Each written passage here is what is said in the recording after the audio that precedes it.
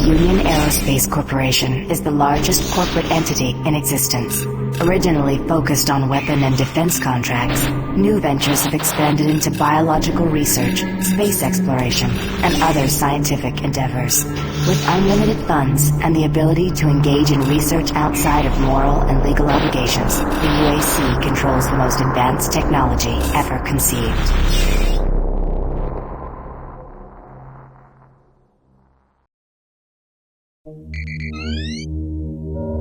Incoming transport detected.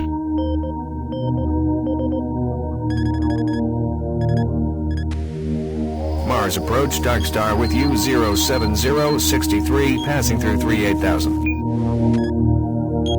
Roger, Dark Star. Descend to 2000, set speed, contact ground on 26972. Roger that, tower.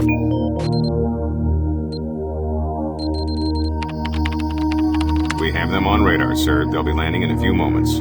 Excellent. See that Counselor Swan is sent directly to me. Yes, sir. Tower, Dark Star on final.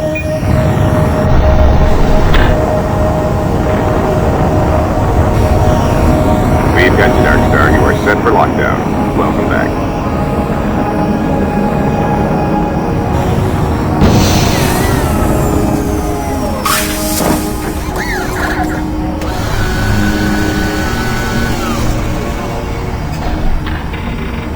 I can't believe it's come to this. I didn't want to come here.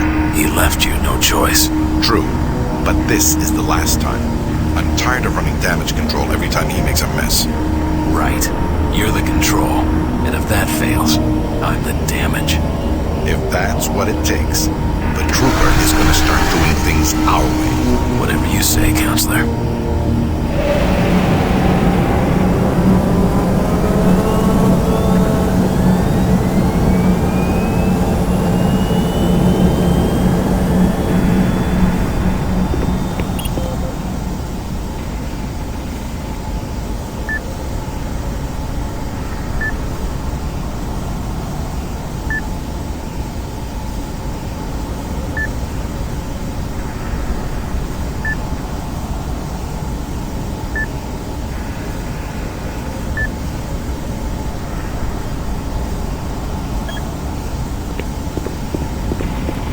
Welcome to Mars. All new arrivals need to check in at reception. If you're looking for someone to help you, just head to reception. I gotta process the cargo log. I can't talk with you now.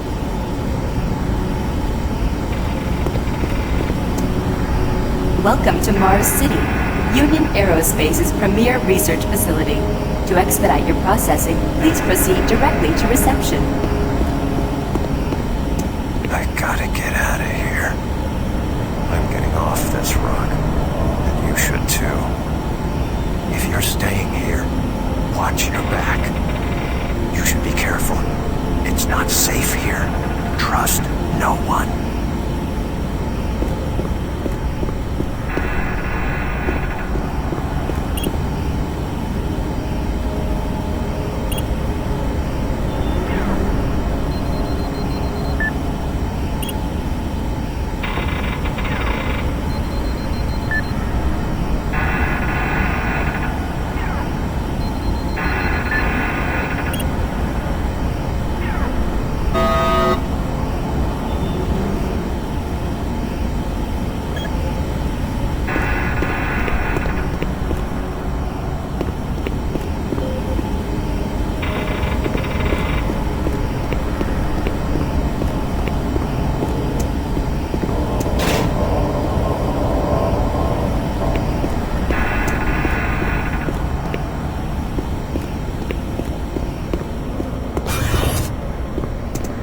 Welcome to Mars, Marine.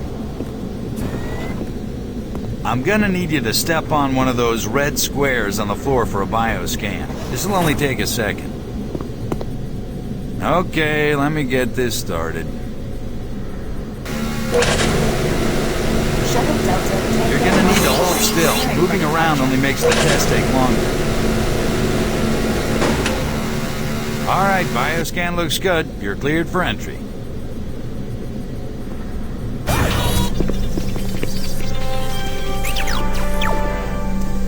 behalf of the UAC, welcome to Mars City.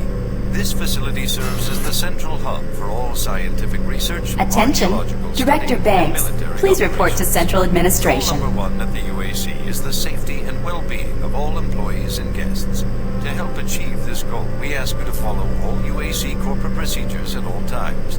This includes restricting your movement to areas for which you have clearance. Always remain alert and aware of what you and others are doing. If you notice anything out of the ordinary, or just have a simple question, find the nearest UAC security guard. They are here to help, no matter how large or small the problem is. Our station on Mars provides a perfect blend of work habitats, recreational facilities, and social support structures. This ensures our goal of providing a true home-away-from-home experience for everyone. Keep this in mind as you help us pursue our groundbreaking research that is destined to transform the daily lives of everyone here and throughout the solar system. If you need more detailed assistance, please see your Human Resources Manager.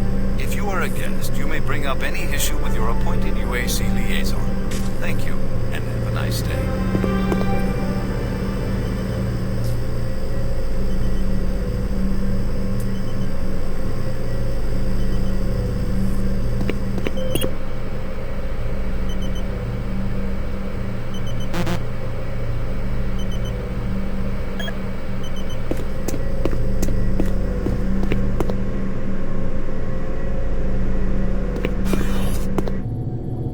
Welcome to Mars. First time? You can just leave your bag there. I'll have it sent up your quarters. Okay, there's a few things we need to take care of first. This is your personal data assistant. You'll need this to access all secure areas. If you get clearance for any security zones, it'll download directly. It's important, so don't lose it. I see here that Sergeant Kelly has requested your immediate attention. Head directly to Marine Command. It's just that way. Follow the signs.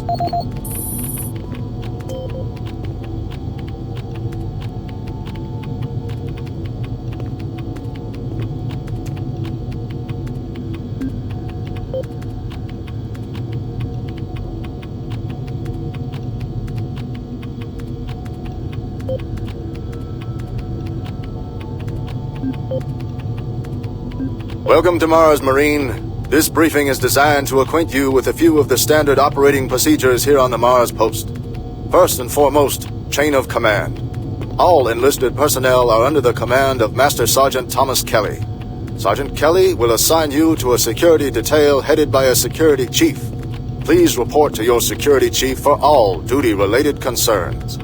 While on duty, please stay on your assigned patrol coverage area. All PCAs have been pre-designated to provide overlapping security and maximize efficiency. All personnel must have proper authorization in assigned areas. Be sure to annotate any discrepancies on your security inspection report. Safety is integral to all operations here on Mars. Handle firearms with extreme caution. Never discharge weapons in an area that may compromise the installation's structural integrity. Remembering these procedures is paramount to your success here on Mars. Keep in mind that you represent the greatest fighting force in the galaxy, and your actions are a reflection on the Corps. Take good care, and good luck on your new assignment. You better move along. It looks like you've got some important things to do. The last Marine that kept the sergeant waiting was permanently assigned to guard duty at the solid waste facility. You better move. Sergeant Kelly doesn't like to be kept waiting. You better move along.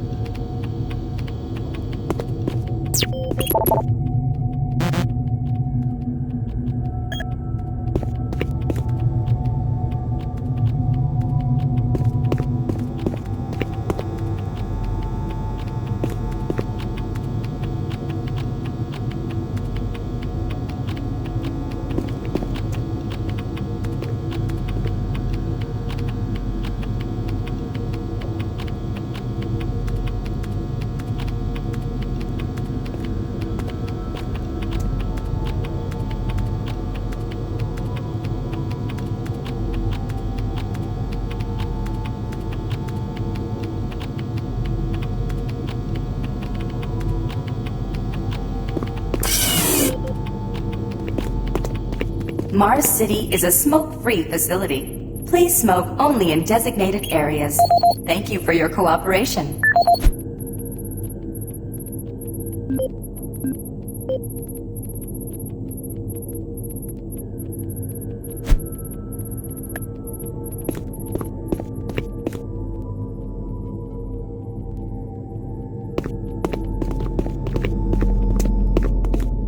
Haven't seen you before. You must be with that new detachment coming to check on us.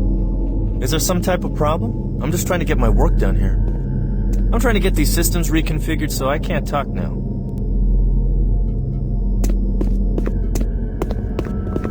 I'm here because there seems to be some very serious problems. Oh, really? Do I need to remind you of the groundbreaking work that we're doing here? No, but I've been authorized by the board to look at everything. The board authorized you? The board doesn't know the first thing about science. All they want is something to make them more money, some product. Don't worry, they'll get their product. After how many accidents? Tell me, Dr. Betruger, why are so many workers spooked, complaining, requesting transfers off Mars? They simply can't handle life here. They're exhausted and overworked. If I had a larger, more competent staff and bigger budget, even these few accidents could have been avoided.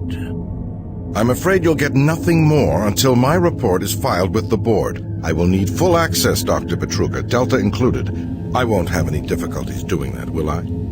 Only if you get lost, Swan. Just stay out of my way. Amazing things will happen here soon. You just wait. Let's go.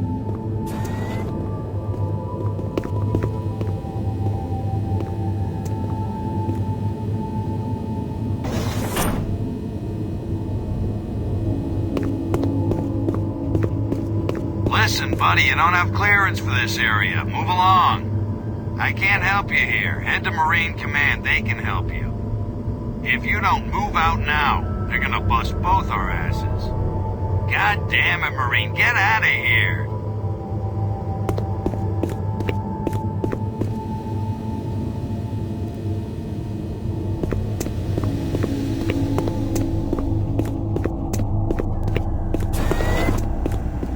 I don't think I've seen you before. You must be a replacement for one of the guys we lost. Try not to let this place get in your head. Just stay focused on your job.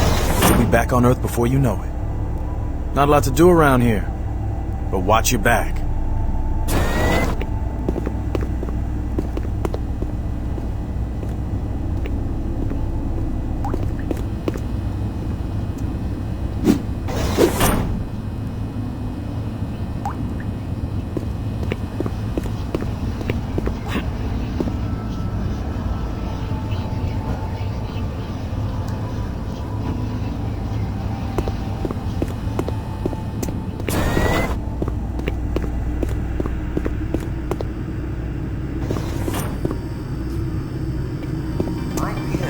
Network, your universe now. The UN Aerospace Corporation denied allegations today of several reports showing a growing military presence on Mars. A spokesperson stated that increased activity is simply a tactical deployment to outlying planetary sectors. Authorities continue to search for the activists responsible in Monday's bombing of a biomech production facility, resulting in the destruction of hundreds of biomech labor units. In space news, mining station Amman is reporting 9 dead and 28 wounded in what appears to be an ore canopy failure during routine operations. This is the 5th incident in a string of mishaps that have plagued asteroid strip mining facilities in recent months. Deep Space Probe Madridi successfully executed the first of 4 engine bursts designed to alter the probe's course, according to officials. The probe's logic core first requested the diversion following yesterday's discovery of a negative light object outside the orbit of Sedna. The probe is set to resume its outer system mapping mission next week, following further scans of the fluctuating anomaly. Faint signals continue to be received from the failed Europa orbiter, which is said to be further evidence of survivors in Thursday's crash.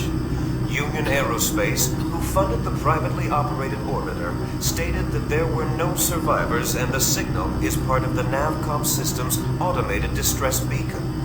Critics of the massive corporation say the Europa's signal is undeniably originating from one or more survivors, and the high costs of mounting a rescue operation have led to the UAC's refusal. In IPN's business news, Mixon Corporation has filed suit against rival company Moxon, claiming the company infringed on several pressure-sealed patents utilized in planetary bases. Moxon lawyers have threatened a countersuit, saying that Mixon creates inferior parts based on original Moxon designs. Senate Majority Leaders this morning approved a nearly $80.2 trillion spending plan.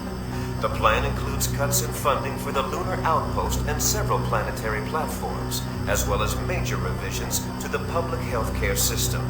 The plan also calls for cutting the budget deficit in half by 2147.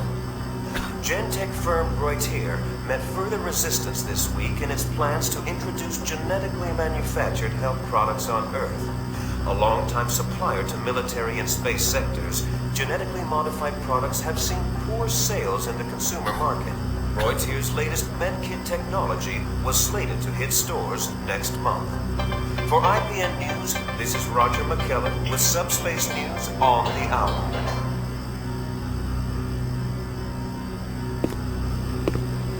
Ah, someone new. It's always nice seeing new faces around here. Hope you enjoy your stay. I've been here 4 years. My advice is to work hard and stay out of trouble. You want my advice? Don't go poking your nose around places you aren't supposed to.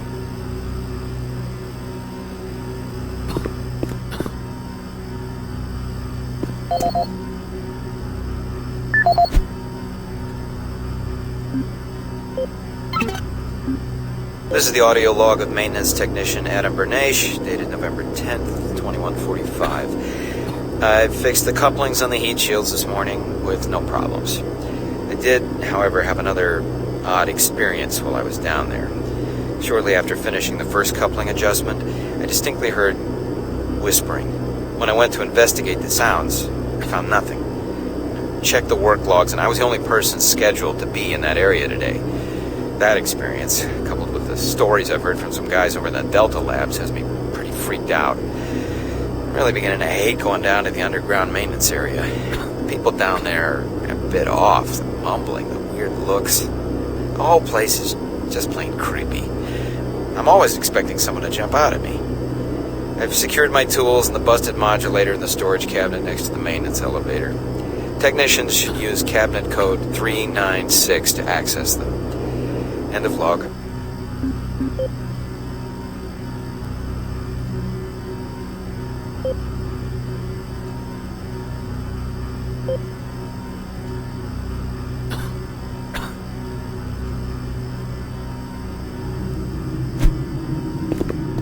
Miller, you hear about Corporal Allen? Yeah, they said he just lost it. Shipped home this week. We lose one, gain another. No shit. I wonder who they're gonna move to Bravo team now. Who knows? I just hope they don't take anyone from my squad. I hate pulling double shifts. I hear ya. Another newbie. Welcome to the worst assignment you'll ever have. Come back for a drink when you get some free time. This place is always open if you want to come by and forget. Another replacement, huh? Listen up, newbie. I'll give you some advice. Keep your eyes open and stay focused. Yeah, I see people come and go around here all the time. I wonder how long you'll last.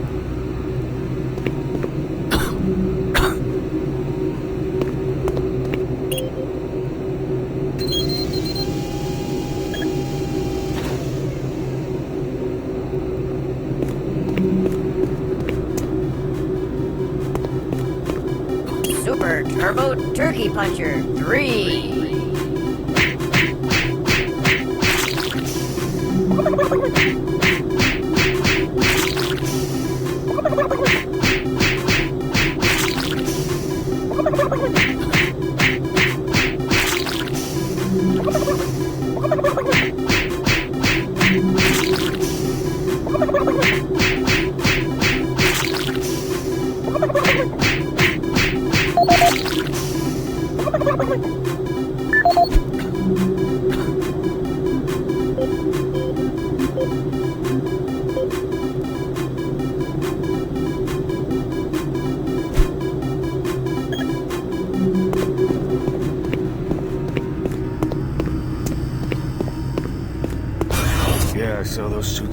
too. Weird. The UAC must be worried about something. I hear there's been more accidents in Delta. Accidents? That's good. Is that what they're calling them now? So, tell me, just what the hell is happening over there? Beats me, man. Look, all I do is repair the converters when they blow, okay? That's it. Fine. But what's overloading them so much? I mean, how much damn power do they need? I wouldn't ask him if I was you, man. I heard Travis started poking around and he got transferred fast. Didn't even see him leave. Hell, no one saw him go. Was here 1 minute, on the next. Lucky bastard. I'm really trying to get this fixed quickly, so, do you mind? If you can fix this, you can stay and help, but otherwise, get going. Why are you bothering me? Can't you see that I'm working? Marine Command is right around the corner. Why don't you go bother someone there? Listen, I'd love to talk, but I'm really busy. What? Do I look like a tour director, leatherneck?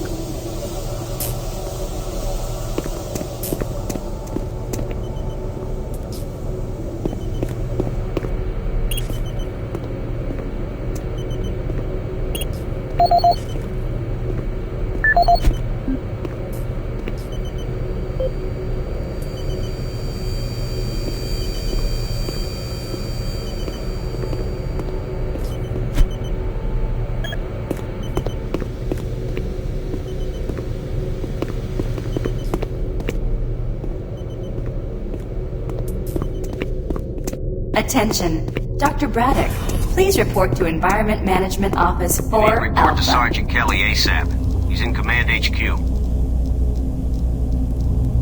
Don't waste any more time. Go see the Sarge. Sarge is gonna have your ass if you don't get to Command HQ pronto. If you're late reporting in, Sarge will have you patrolling outside for a week.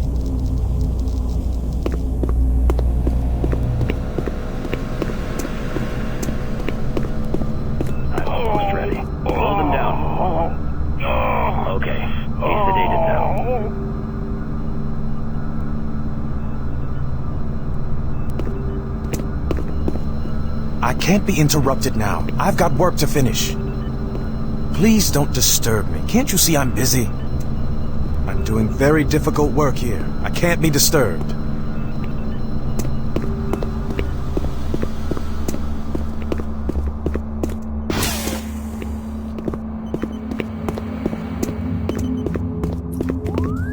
This is Delta Science Management. We would like to request another security team here in Delta. Yes. Thank you. Don't you have some orders you need to be following? I'm too busy to talk now. Lots of work here. Sorry.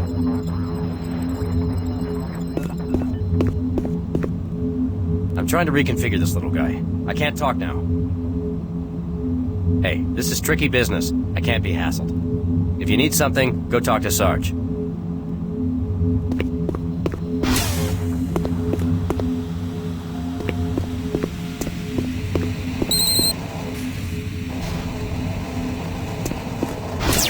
Took your sweet time, Marine?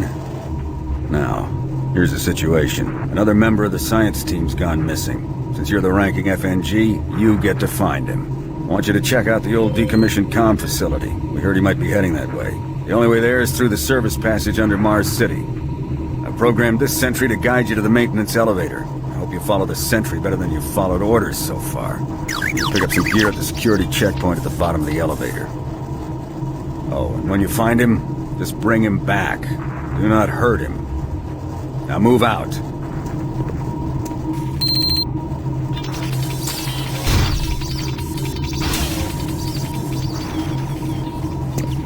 When you complete your mission, report back here. Move out. You've got a mission to accomplish. Start moving, Marine. Are you deaf, Marine? When I say move out, you better move.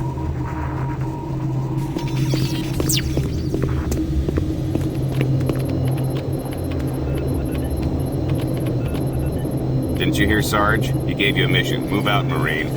Sarge will have your ass if you stand here wasting my time. I got better things to do than talk to you, Marine.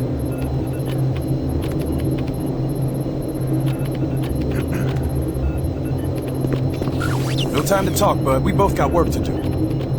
Are you deaf, Marine? You got a mission to perform. You can't stay here. Move out, Marine.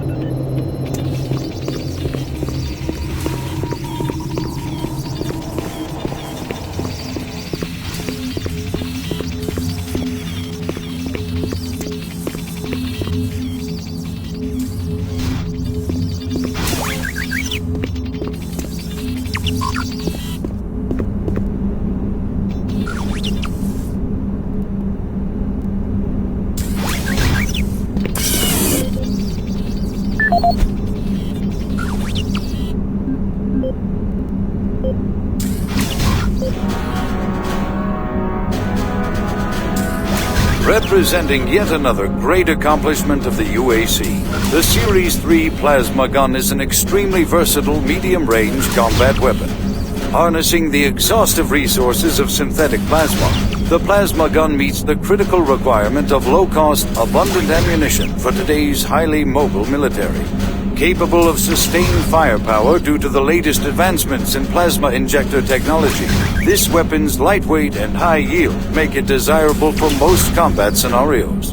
Always on the forefront of technology, the UAC is making safer worlds through superior firepower.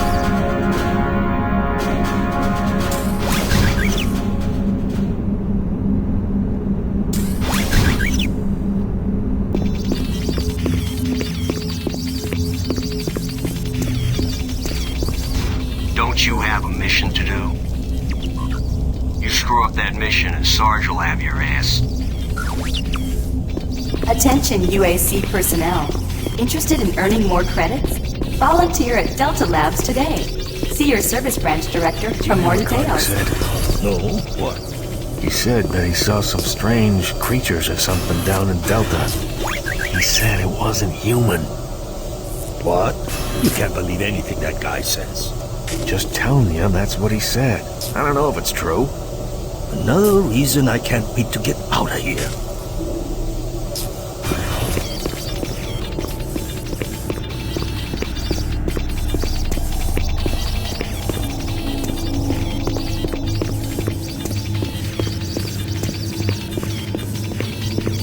The UAC cares about the quality of life of its employees. Please take advantage of our quality medical care services.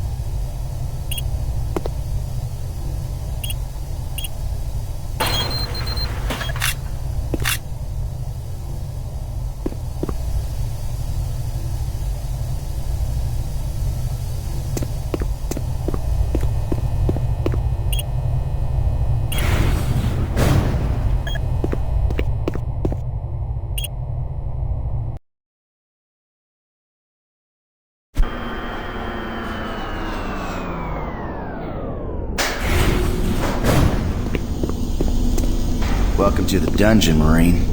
Most unexciting place on Mars. I'm gonna need you to grab some armor and secure your pistol before I can pass you through security. Okay, grab your gear. Now you're ready for combat. Let me do a radio test. MarsSec radio check. Excellent. Good signal. Looks like you've been assigned the decommissioned comm facility. Just follow the main passage through the underground junction, then straight out. You'll have a quick evac. And what better way to see the Martian surface than to run across it? Okay, you're all set. Oh yeah, keep in mind, civilians are working down here. Don't get excited and shoot it.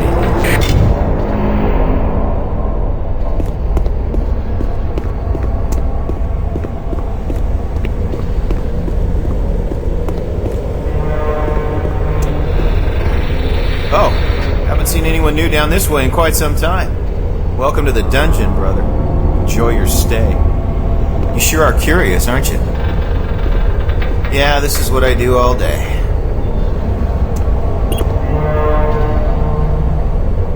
Hey, don't touch that.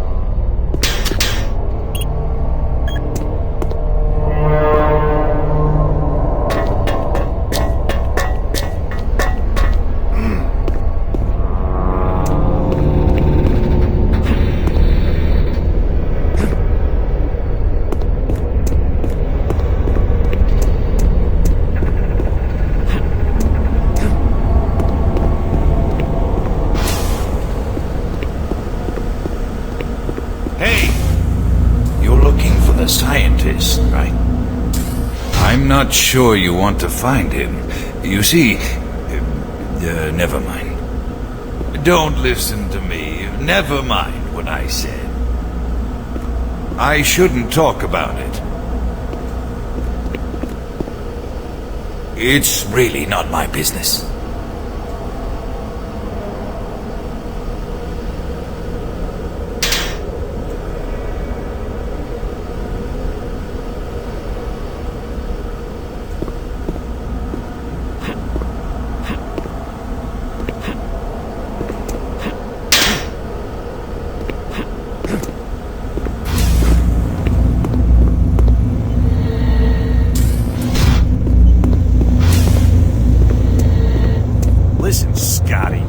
Done this a million times. It's not that hard.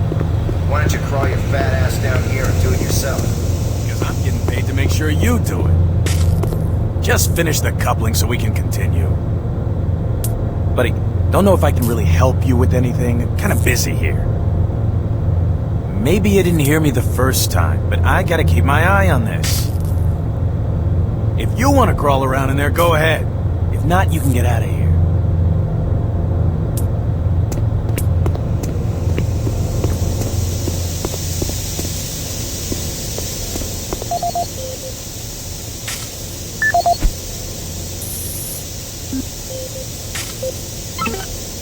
This is Grant Baston, the Environmental Services Supervisor. Date is October 19th. I've been hearing an alarming number of reports on some, unexplainable things. Being on another planet and working underground has always been a little spooky, so we always have the occasional report of strange things. But what is worrying me is the fact that the number of these reports are up by a lot. People are truly frightened. The rumors we're hearing about experiments from the Delta Complex are not helping. The power fluctuations aren't helping at all either. Having the lights flicker constantly and losing power for several minutes at a time is scaring everyone down here. I'm doing my best to keep people in track, but we're continually short-handed. Someone's reporting in sick almost every day. I'll keep my director apprised of the situation, and will continue to log reports as I get them.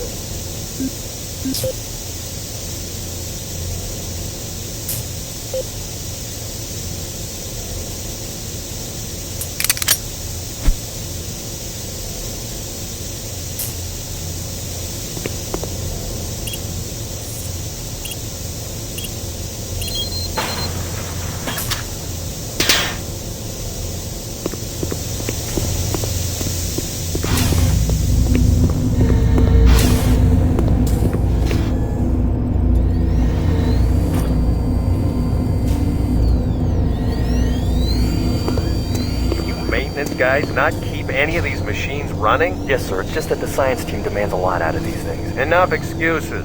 Just do your job and get the science team what they need. Well, I'm doing everything, but I just can't explain some of the things that have been happening to the systems. It's weird. Just get it done.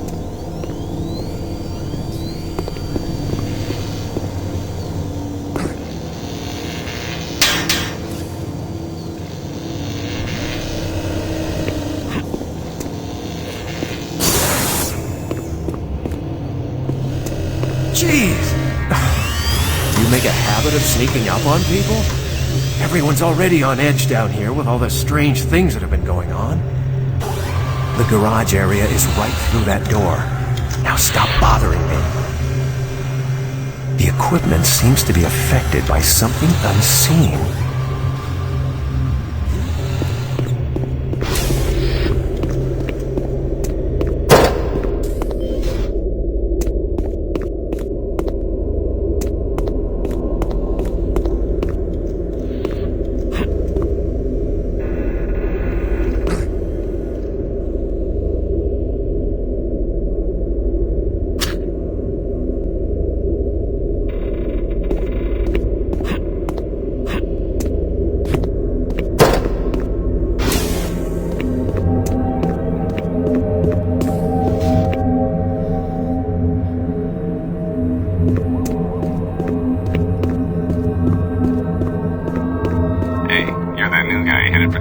Center, right? You'd better hustle up, pal. This passage doesn't go all the way there. You'll have a quick walk outside to the center's airlock. Eh, don't sweat it. Your suit's got plenty of oxygen. Well, what the hell are you waiting for, Marine? Get going.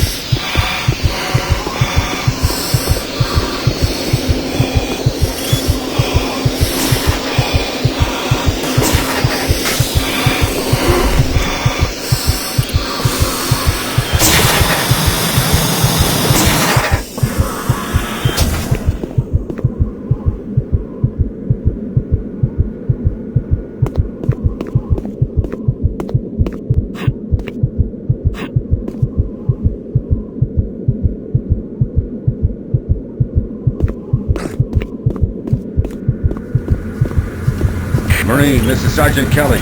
You need to double time it down there. Search your assigned area and haul your ass back to Mars City. Out.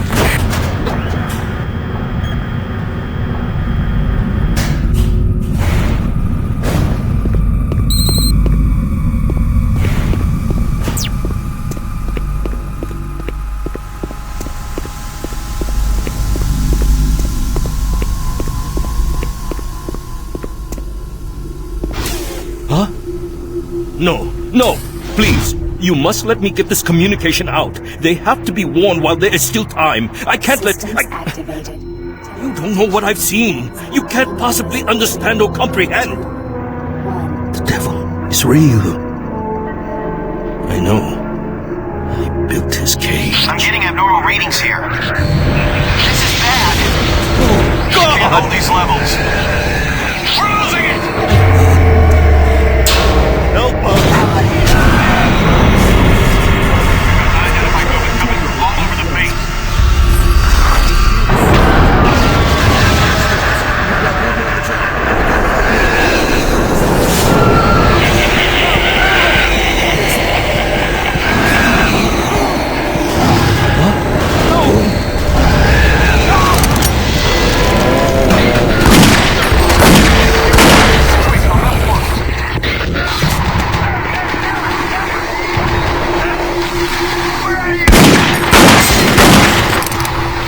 All units, this is Sergeant Kelly. We're under attack by an unknown enemy force. Fall back to Marine HQ to regroup.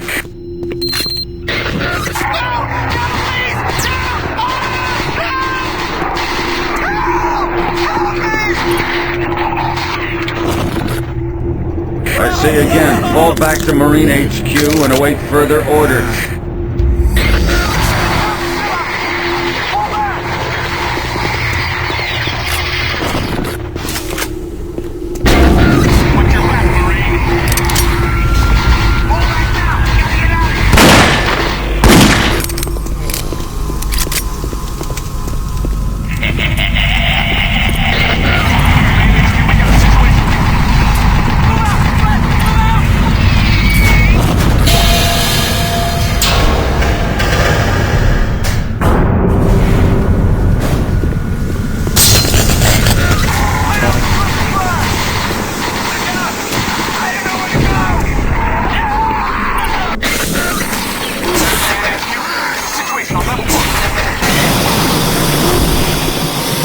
Squad leaders, give sitrep. Over. Command HQ, this is Bravo team. We've got one Marine down. Shield wounded. Command HQ, this is Fire Team 4. We have pinned down Outland. Command HQ, this is Fire Team 2. Main power systems down to sub-level. Backup and life support systems only. We've got lots of civilian casualties. It's a mess. Command HQ, attempting to secure the area.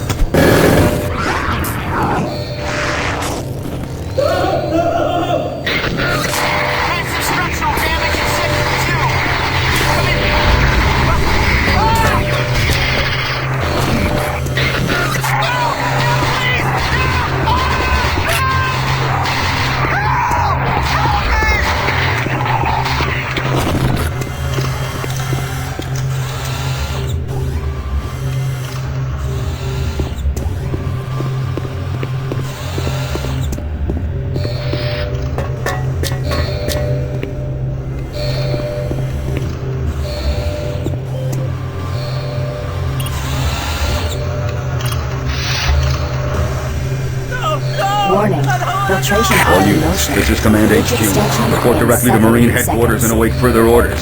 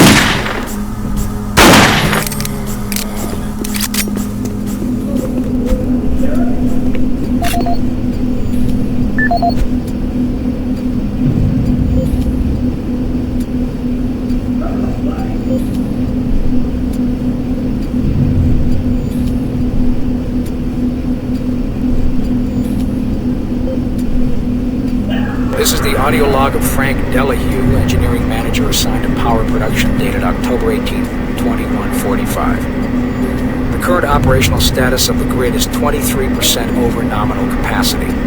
I've increased work shifts to 12 hours a day for all personnel to keep up with demand. The constant and increasing load from the Delta complex is causing havoc. We are going to start losing critical systems if we have to sustain these levels much longer. I request clearance to requisition parts from other departments in order to maintain our equipment. Okay, I don't know what is going on over in Delta, but I'm doing all I can down here. The constant demands are bad enough, but the rumors going around are making things a whole lot worse. And I gotta tell you, if things don't get better soon, all hell is gonna break loose. This is the audio log of Frank Delahue, engineering manager assigned to power production, dated October 24th, 2145. Reclamation problems continue to plague the main processor. 2 more valve overloads on that unit in just the past week. These overloads can destroy the valves, causing very dangerous fire, jetting with enough heat to incinerate sensitive equipment nearby. Today we've had only 1 reported injury as a result of these valve failures. And this is due in large part to the quick response of the engineering team. Our procedure of entering the failure code 842 in the operation terminal has proved adequate, and I recommend no changes in that procedure.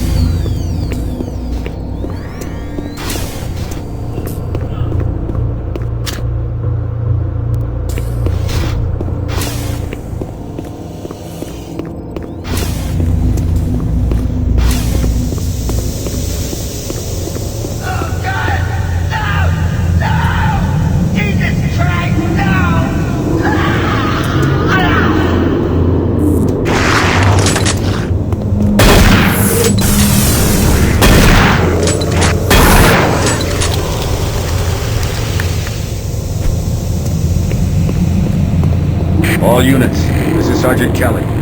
We don't know what we're up against. Repeat, we have negative ID on the assailing force. They're mean SOBs. If you don't have a clear path back to HQ, stock up on ammo, establish a stronghold, and keep them at bay. Help me.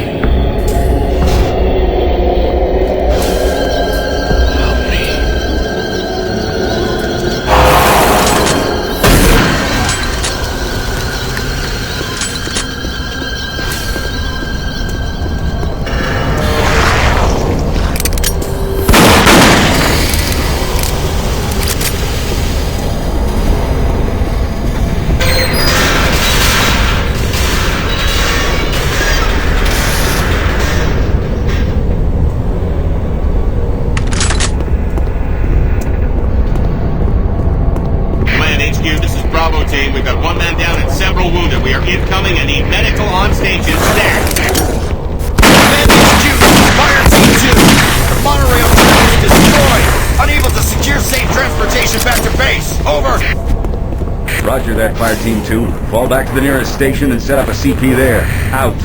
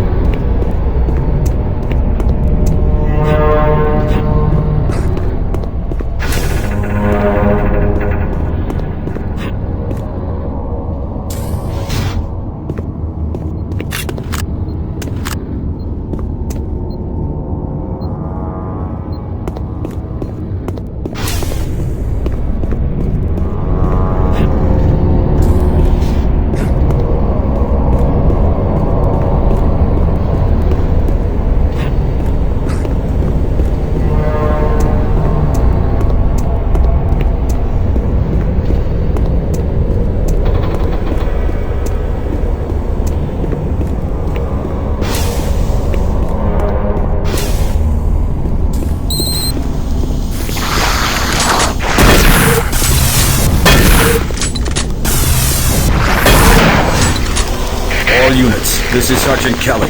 Fall back to Marine HQ and await further orders.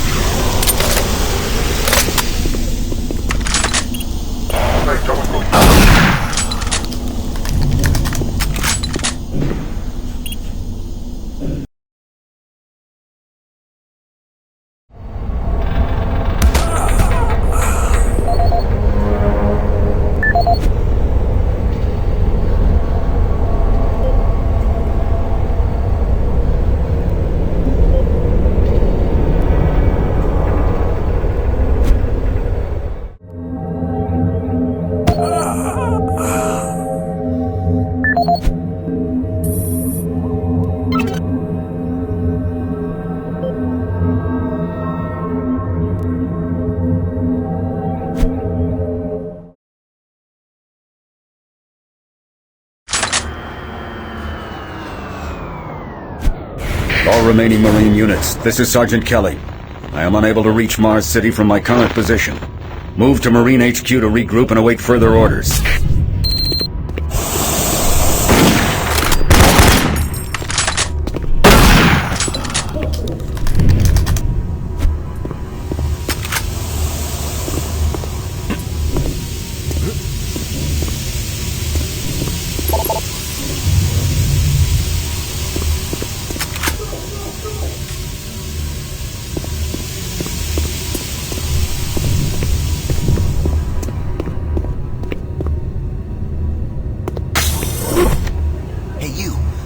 up here. Quickly.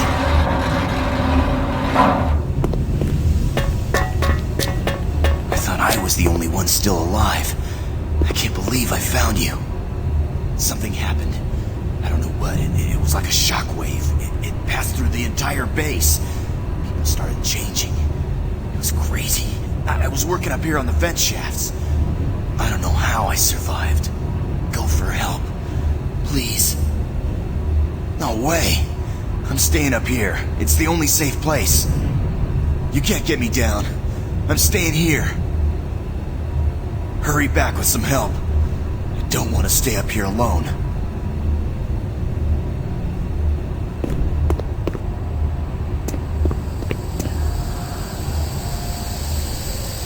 Be careful. I don't know what's in there.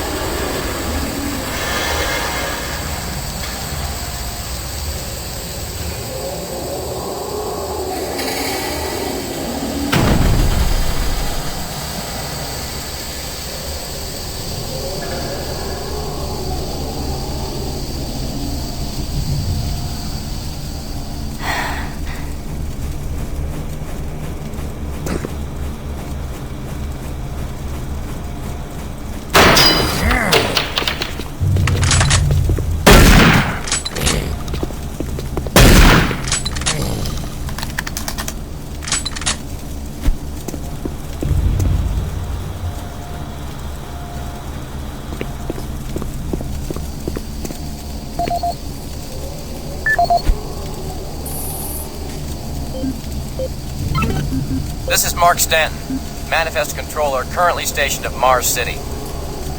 I'm not sure who to send this to, so I decided to send it to quite a few people. If you're on the recipient list, please take a moment to review this report. It is quite important. I'm very concerned over the shipping procedures out here. I am the Manifest Controller, and as such, I need to be informed of everything coming in and out of Mars City. Someone here is subverting my position and preventing me from getting data on things being shipped. This is unacceptable. Not only could this reflect poorly on my upcoming review, but this is my job and I'm tired of being out of the loop. I have no idea who keeps telling the shipping crews to allow things in and out without allowing me to produce or procure the manifest, but whoever it is, it must stop.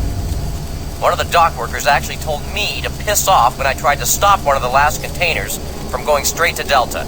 I immediately filed a report and will follow up with the transit manager next time I see him. End of log.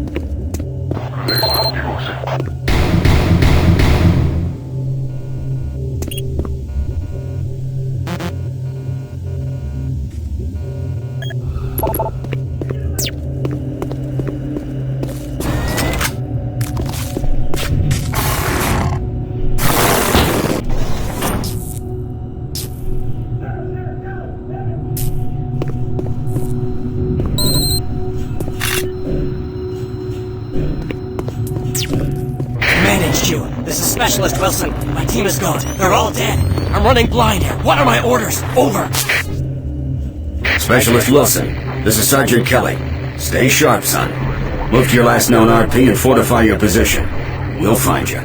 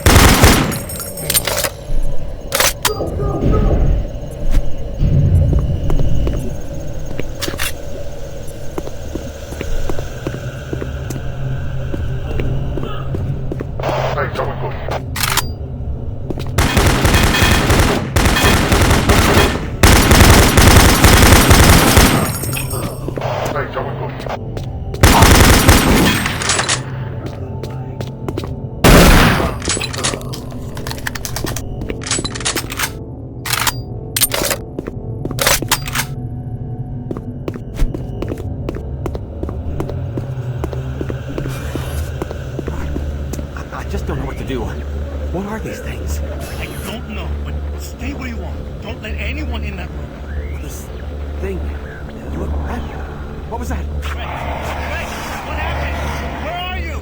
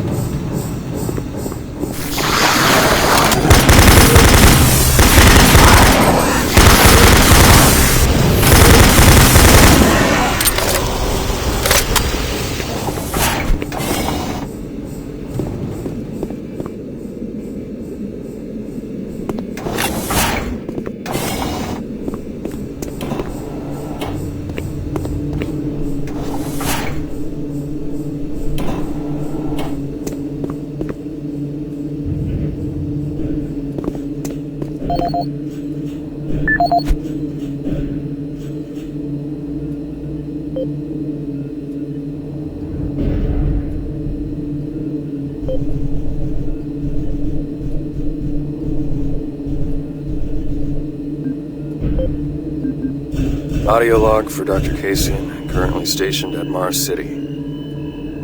I have just left the weekly status meeting here in Medical. The most prominent topic was the vast number of psychological issues we are seeing as of late. The number of reports indicates that 10% of the overall base personnel have shown symptoms.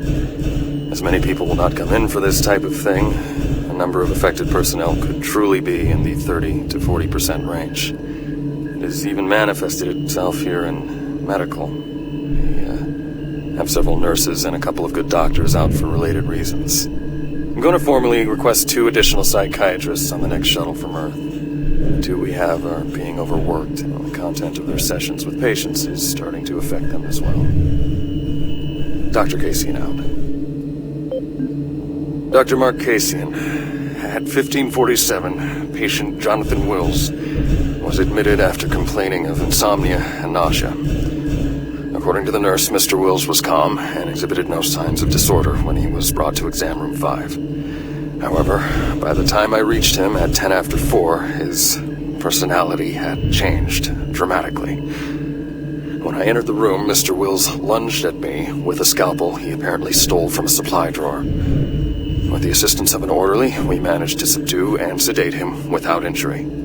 Mr. Wills was heavily medicated and could not be diagnosed, but in the 20 minutes he was left unattended, he managed to carve 3 symbols in his arm and cut his own tongue into 2 halves. I can only guess at the cause of his problems. I hope that additional psychiatrists arrive soon. In the meantime, in response to this assault, all medical supplies and armaments will be locked in a secure hospital cabinet with the code 347. Dr. Cassian out.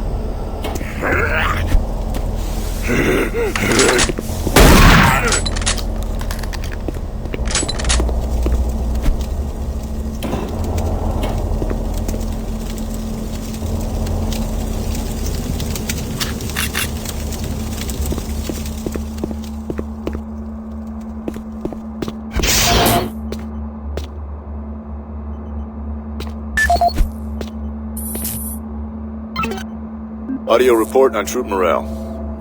Morale here is beginning to drop. It's nothing to worry about yet since I keep my Marines sharp and ready to go, but events at the base are wearing on the troops. There have been a lot of things happening here on the base.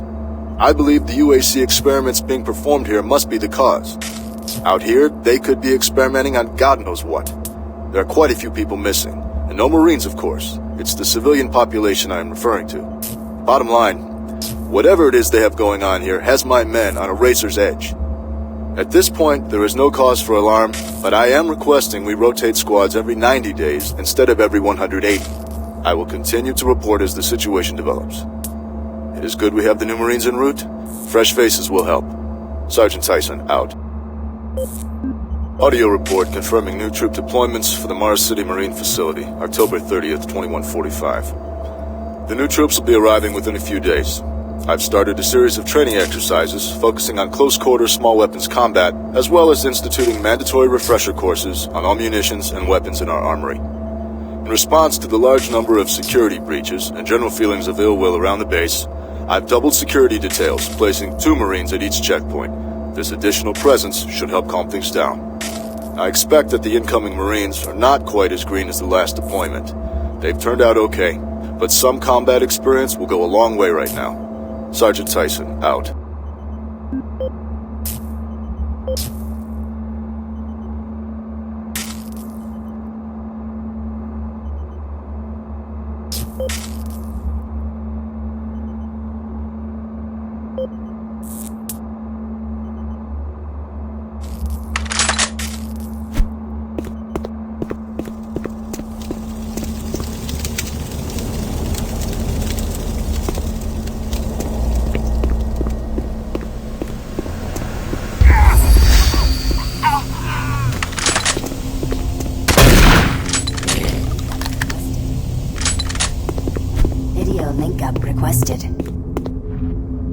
Video link up requested.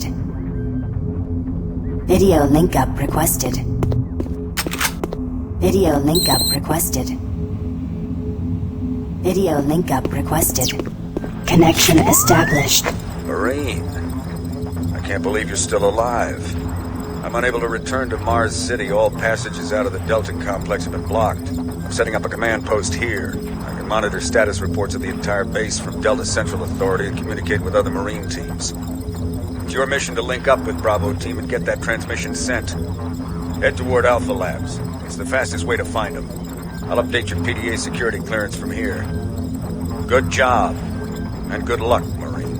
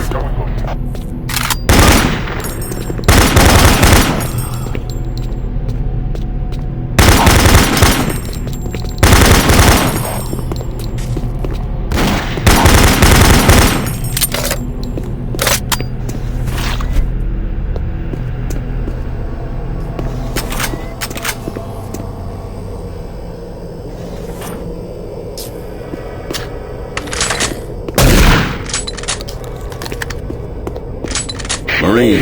If you run across any operational sentry bots, use them. Those guys pack a lot of firepower.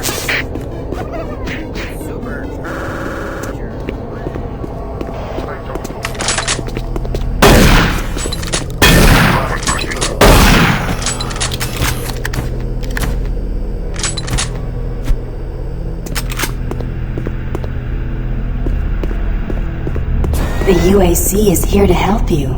Psychological services are free and confidential.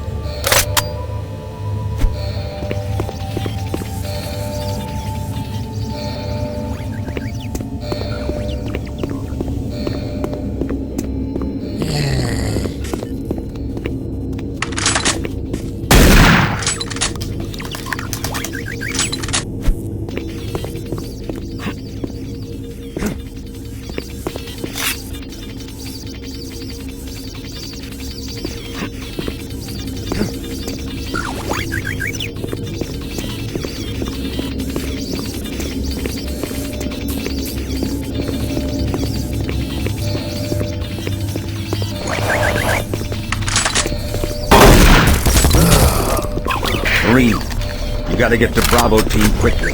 They need all the firepower they can get. Sending that transmission is critical to our survival.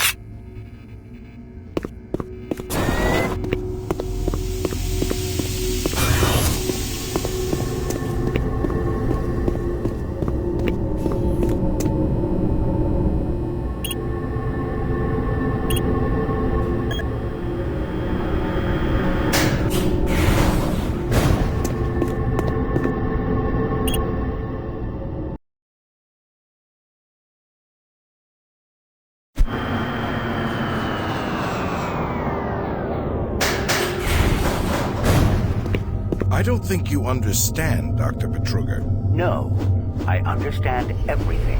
I'm telling you now, Doctor, the UAC is taking over this operation.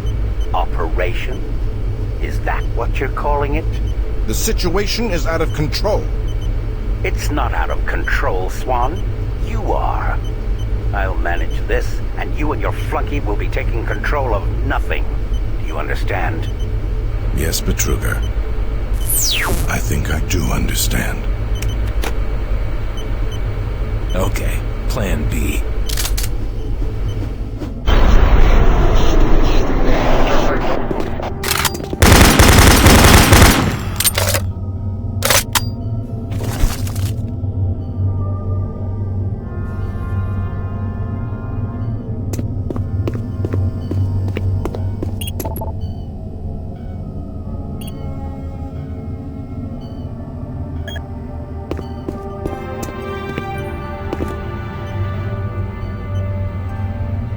Welcome to the Alpha Labs. Formerly designated Phase 1 by the Union Aerospace Off-World Research Division, the Alpha Labs began construction on October 29, 2095, and became fully operational July 17, 2130. Originally created as the prime science and research facility, Alpha Labs are responsible for the development of leading-edge technology such as the elemental phase deconstructor, hydrocon, and molecular fuel storage compressor, all presently being utilized right here in the Alpha Labs. These endeavors have allowed for much-needed expansion into the UAC's current leading research facility, Delta Labs, where Union Aerospace is opening all new opportunities in research and development. With continued investment and hard work, the Union Aerospace Corporation strives for excellence and is committed to building a better tomorrow.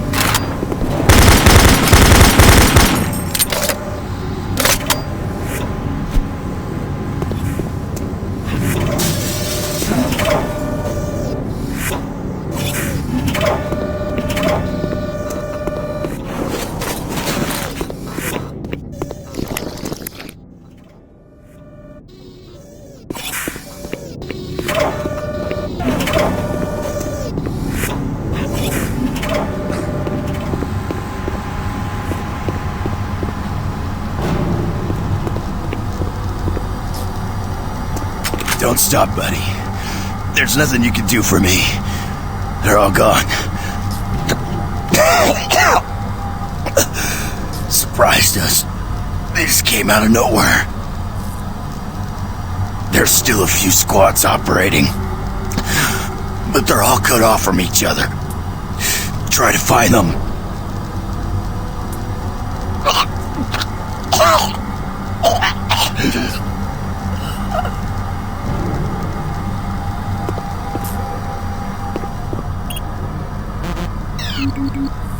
Access denied.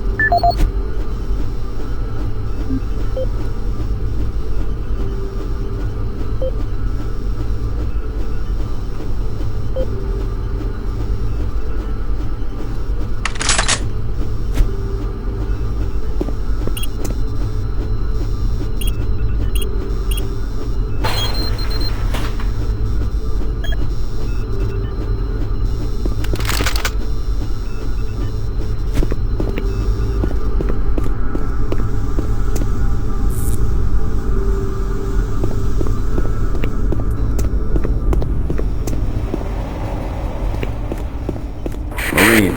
Bravo team reports there's some sort of unidentified growth taking over parts of the base. I don't know what it is, but it can't be good. Stay sharp.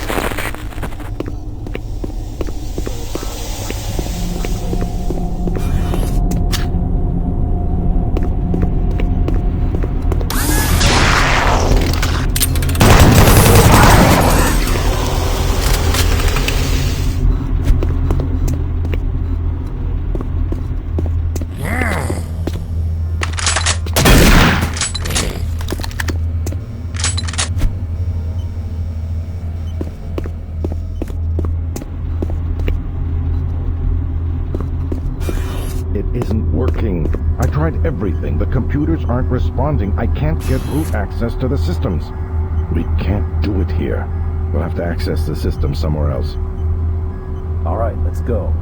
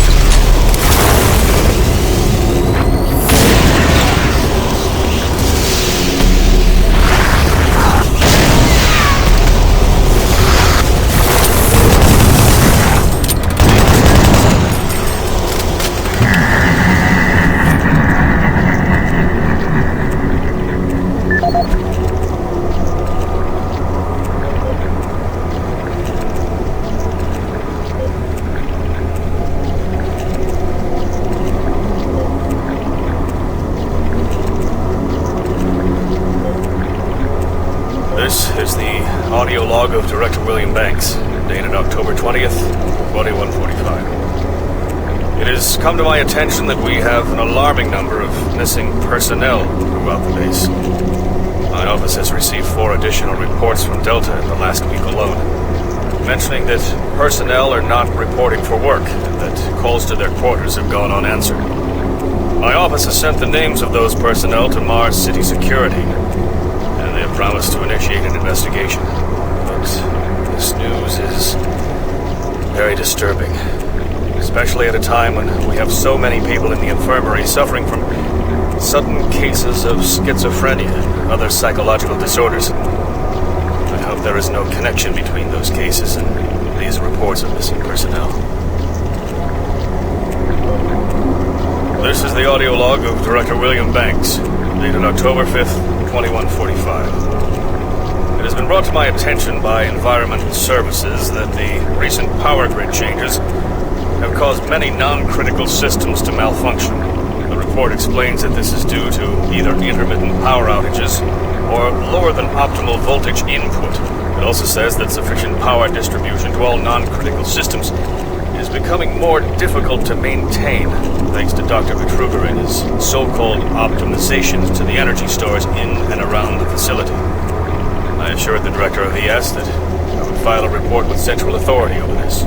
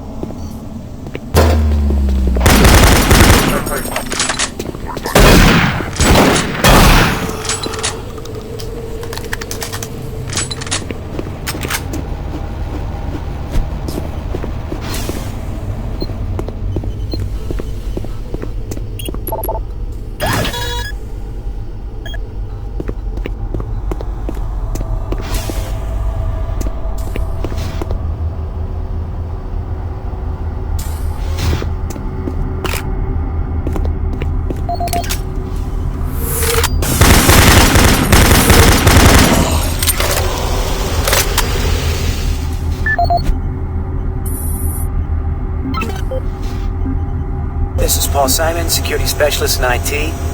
Our network security has been breached several times over the last few days.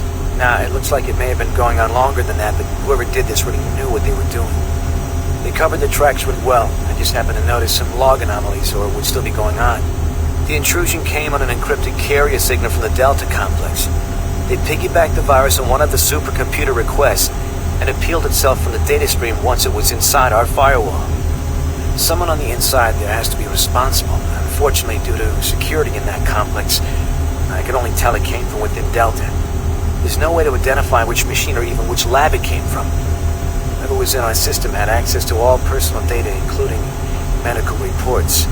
My team will be monitoring the network closely in the next few days, looking for anything unusual. End of log.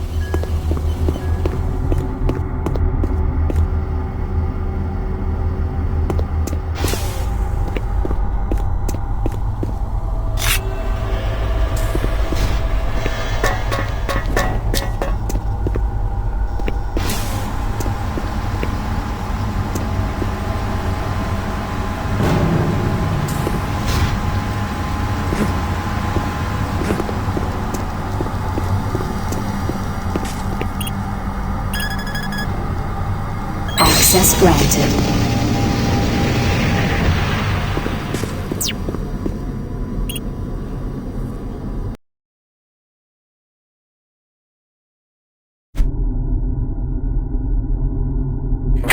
Marine, I've received a report that you haven't reached Bravo team yet. You need to pick up the pace.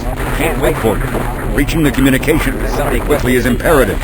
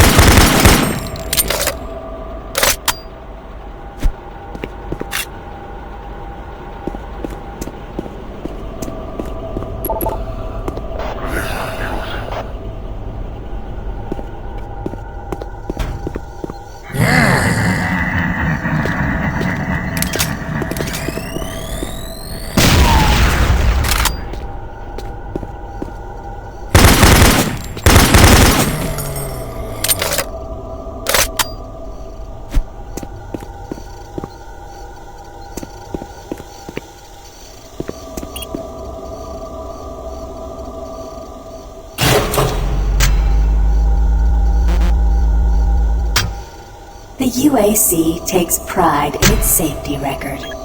Please follow UAC procedures.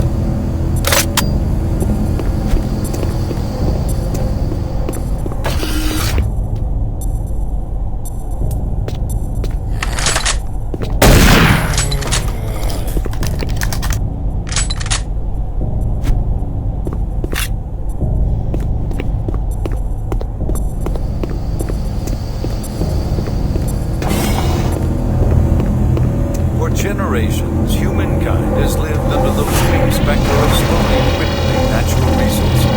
Our new ventures on planets like Mars have only intensified our need to find fresh sources for metals,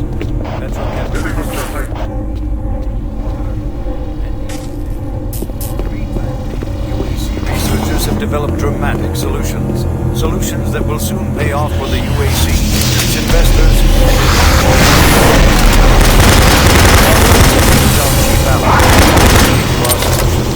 Look around at its vast red deserts, rich in naturally occurring iron oxides.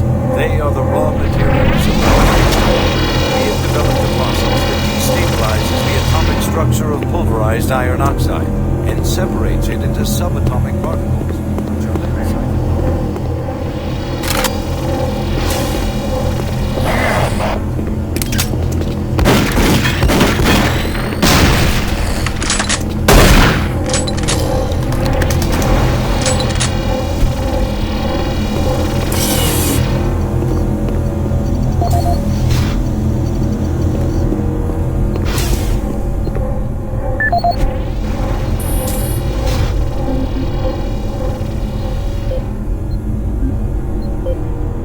For generations, humankind has lived under the looming specter of slowly dwindling natural resources.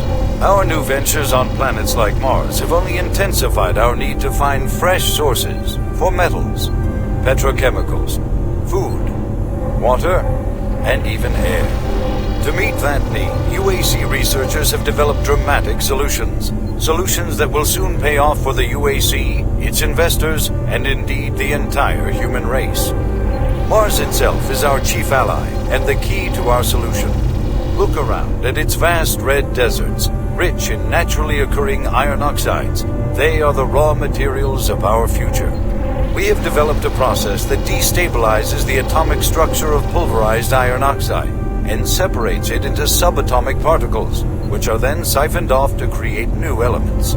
Like alchemists of old, the elemental phase deconstructor allows us to transform red Martian soil into clean air, fresh water, and hydrogen fuel, the building blocks for a sustainable, human-friendly Martian environment. And this is only the beginning. With continued research, we envision creating ever more complex molecules, even organic matter itself. Atom by atom, the UAC is building an ever brighter future for humankind.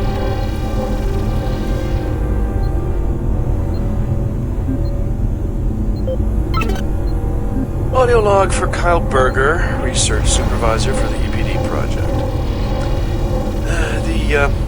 The elemental phase deconstructor is fully operational, and the research data we have gathered so far is very impressive. Unfortunately, we had a terrible accident last week. Research assistant Patterson was calibrating one of the quark emitters in the chamber, and witnesses say he appeared to see something. It's almost like something was talking to him, and he backed right into the particle beam. It was not a pretty sight, as it took off the backside of his head.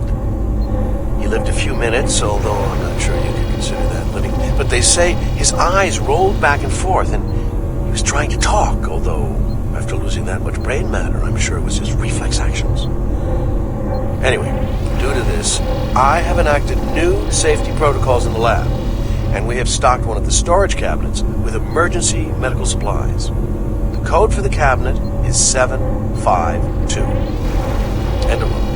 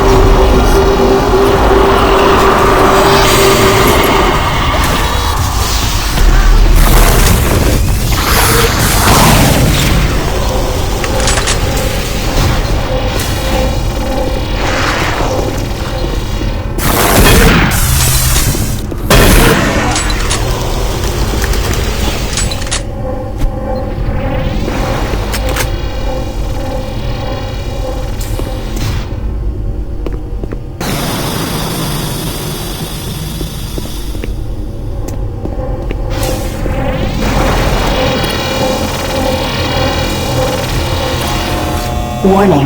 EPD laser active.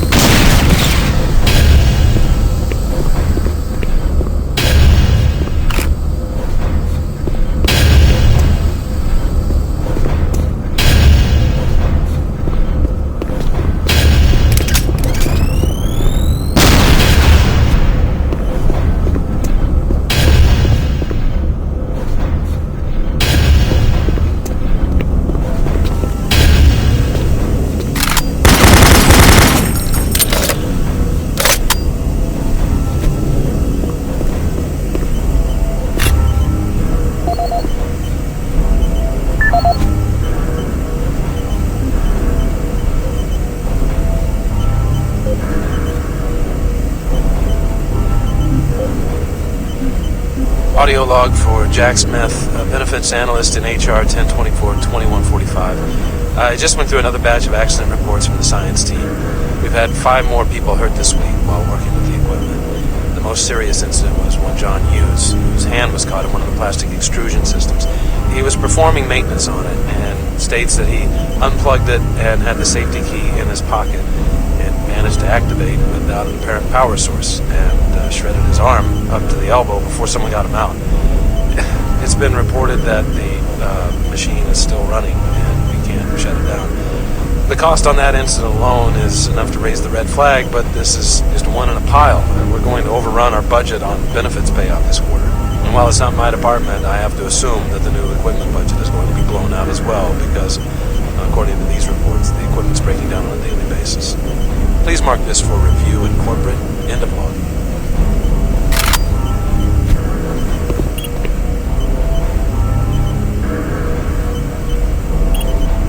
Gas leak stopped.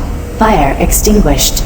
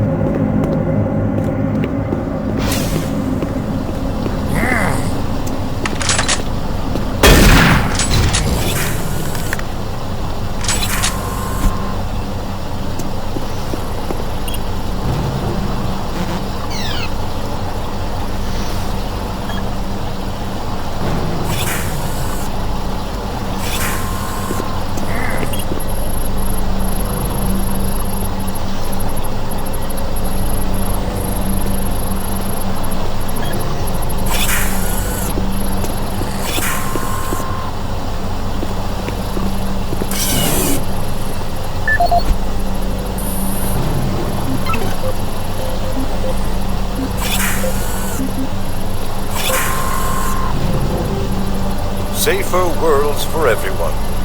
For centuries, people on Earth have waged war over two things vital to human existence: fuel and water. As part of its ongoing commitment to create safer worlds for everyone, the UAC recently unveiled its development of the Hydrocon. Though still in its prototype stages, the Hydrocon will, in one dramatic move, forever end all shortages of water and fuel. By splitting iron oxide molecules, the Hydrocon produces oxygen and hydrogen cheaply and safely, without the need for large amounts of electricity. The hydrogen is then used for hydrogen fuel, a substance so versatile and clean that it can be used in everything from home appliances to today's most demanding rocket engines. A side benefit of producing this fuel is an endless supply of pure, spring-like water that is more refined than any earthbound spring. We envision a world where technologies such as the Hydrocon can be used to end drought and civil strife in impoverished nations where water or fuel have ever been in short supply. While always at the forefront of scientific research and development, Union Aerospace hopes that the creation of the Hydrocon will continue to make safer worlds for everyone.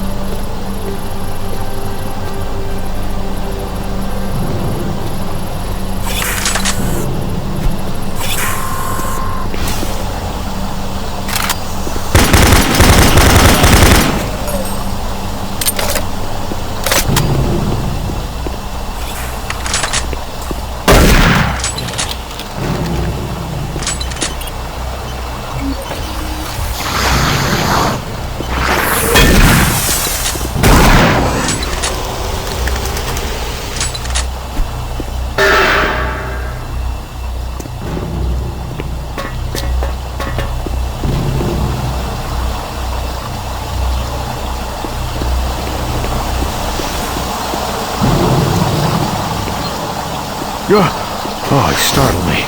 Man, am I ever glad to see you. I thought I was all alone. It's been freaking spooky lately. The Hydrocon's blown a few circuits and is unstable. Be careful with that gun. A stray bullet into the glass shields could blow the whole area. I'm gonna try and get this thing stabilized. I'll head to the science office when I have this under control.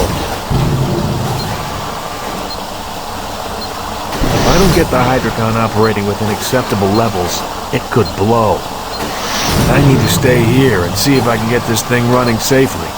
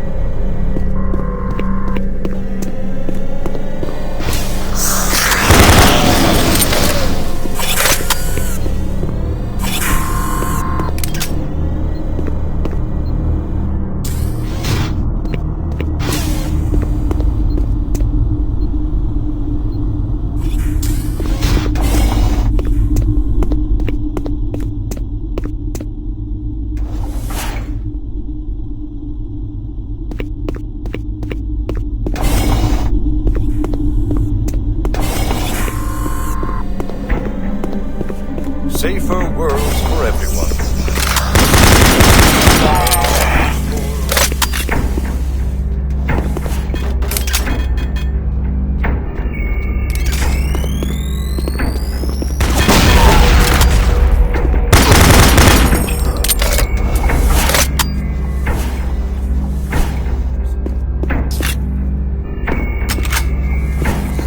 So versatile and clean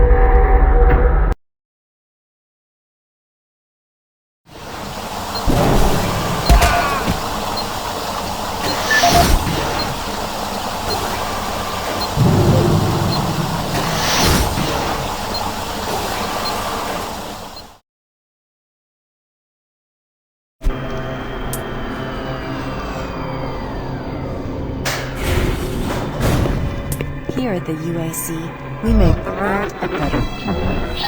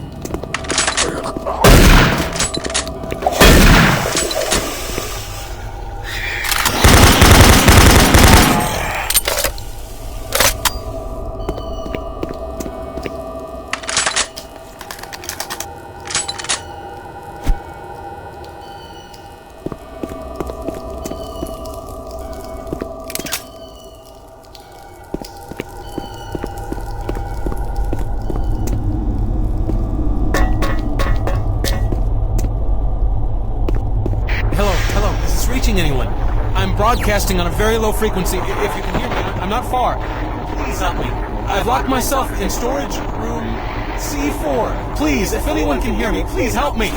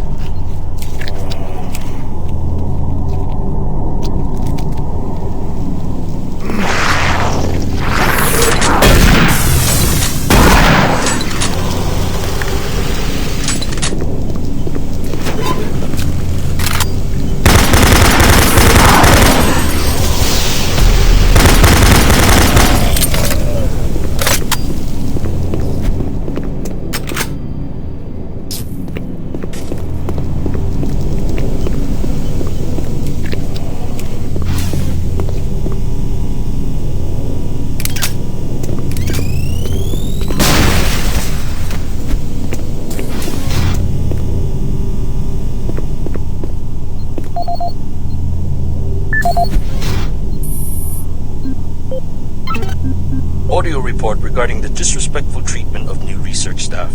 September 14th, 2145. As you know, I have gone to considerable effort to recruit my staff researchers for Alpha Labs.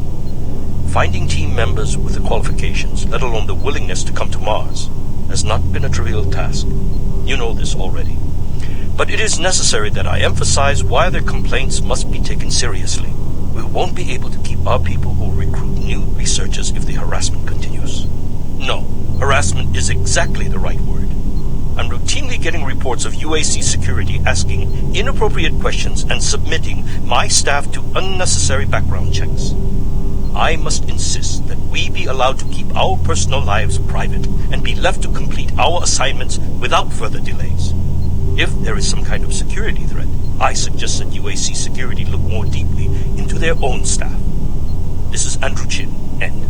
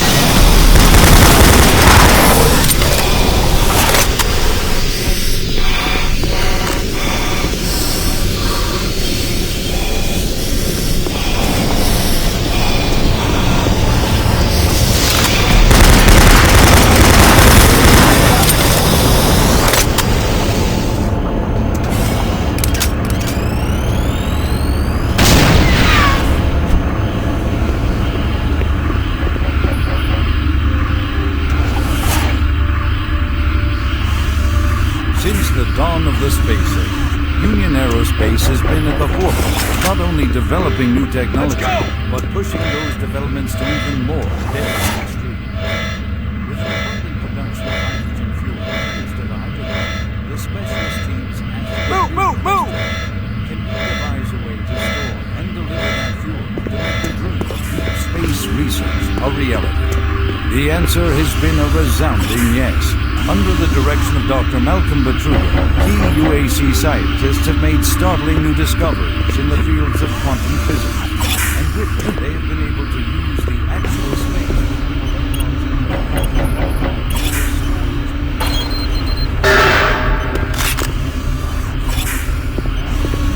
Once take up half the payload of an interplanetary ship, only occupies a fraction of that space.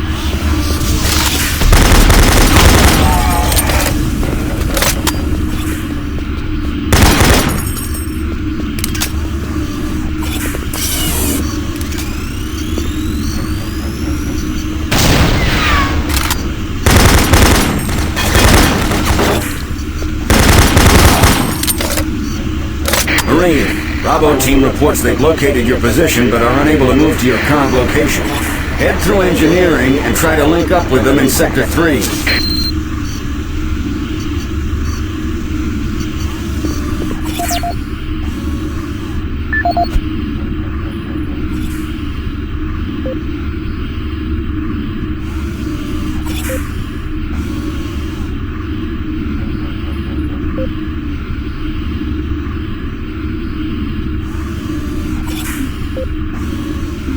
Audio log for Walter Connors. The MFS compressor is producing fantastic results. The latest modification I made to the dilation matrix were the real key to the recent breakthrough. All in all, I feel my work on this project has been the catalyst that propelled everything forward.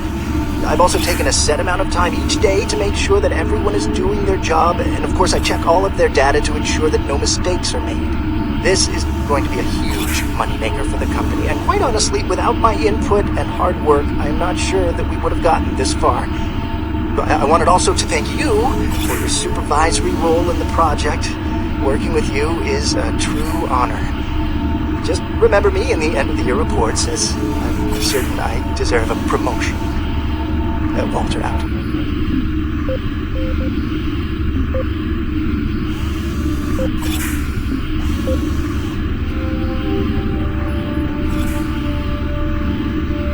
Since the dawn of the space age, Union Aerospace has been at the forefront of not only developing new technology, but pushing those developments to even more daring extremes. With an abundant production of hydrogen fuel, thanks to the Hydrocon, the specialist teams asked the big question: can we devise a way to store and deliver that fuel to make the dream of deep space research a reality? The answer has been a resounding yes. Under the direction of Dr. Malcolm Betruger, key UAC scientists have made startling new discoveries in the fields of quantum physics. And with them, they have been able to use the actual space between electrons and protons in a molecule as a storage medium for fuel in our interplanetary antimatter drives. Now, fuel that would once take up half the payload of an interplanetary ship only occupies a fraction of that space. You are looking at the Molecular Fuel Storage Compactor. The MFS compressor is yet another UAC marvel that brings the dream of reaching and colonizing the most distant planets closer to a reality. The UAC has long made safer worlds for everyone, and now they will bring those worlds even closer than you could ever imagine.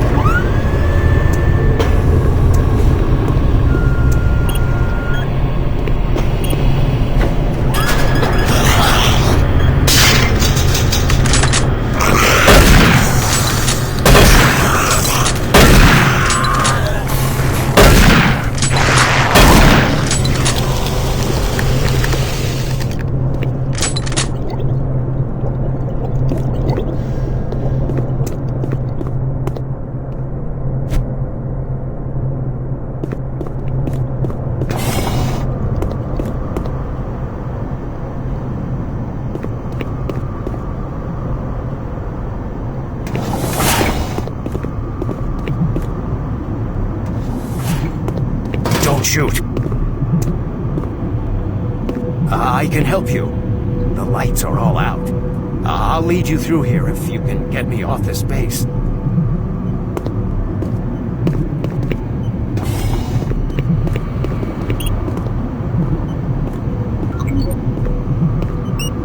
Come on, I can't wait.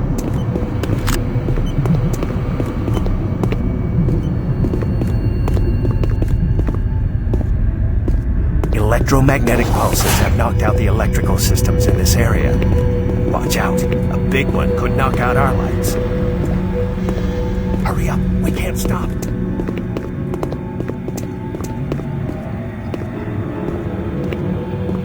Come on, I can't wait.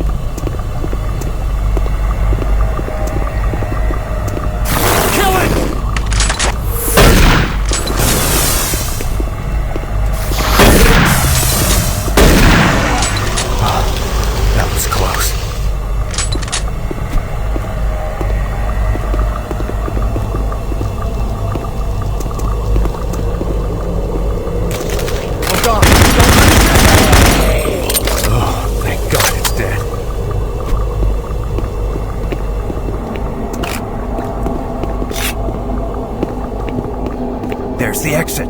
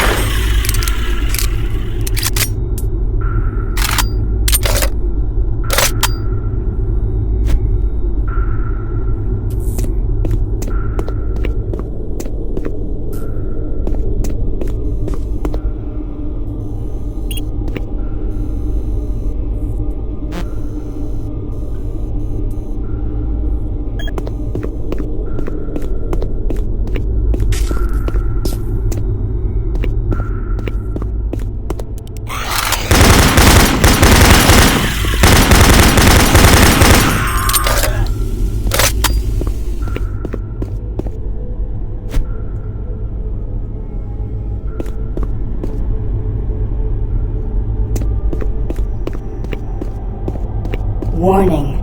Toxins present. Please execute cleanup procedure.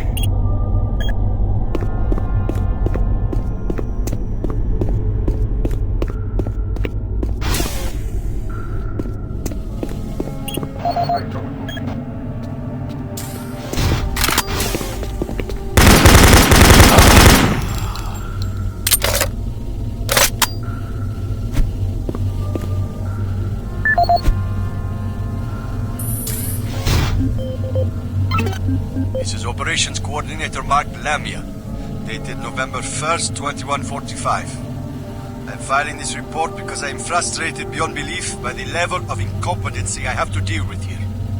I don't know where HR is getting the new employees, but the last 5 guys they've sent me were all a bunch of idiots. They can't get any of their work done on time. I constantly have to keep an eye on them. They work slow, they don't follow any of the standard operating procedures, and they can't even remember basic things that I tell them. For example, I changed the cabinet door codes here to 1, 2, 3 because I thought that was easy enough to remember, but they still forgot it. I don't understand why HR can't get me better people. I'm requesting full authority to hire and fire my own employees. It's the only way I can run my department smoothly. End of log.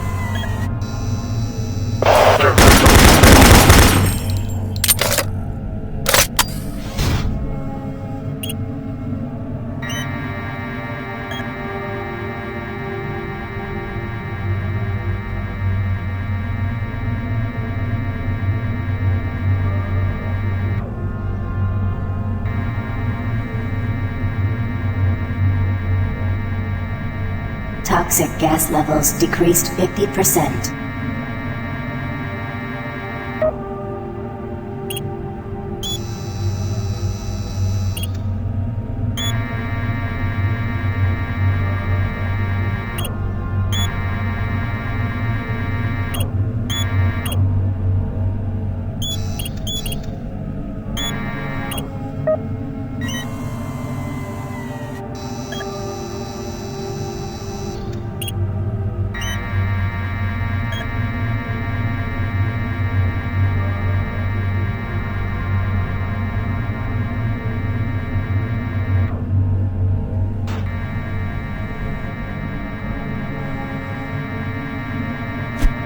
Toxic gases cleared. Waste disposal area now safe for entry. Marine, you gotta pick up the pace. We got more men down. Bravo team is barely holding their own.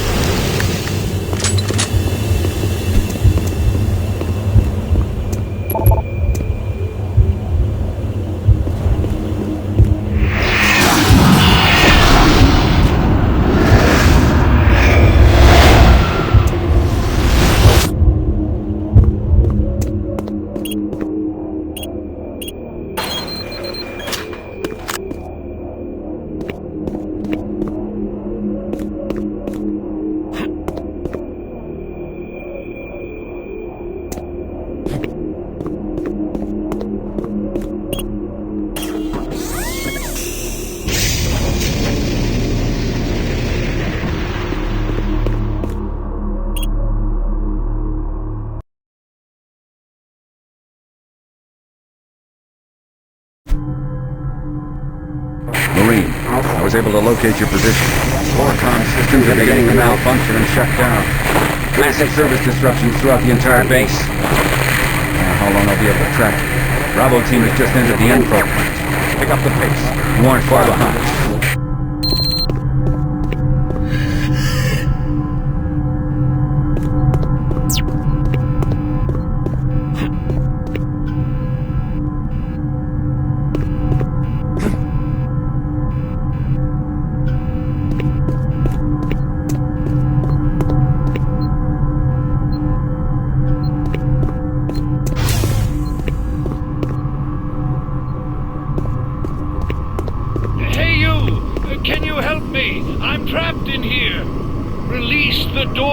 And get me out!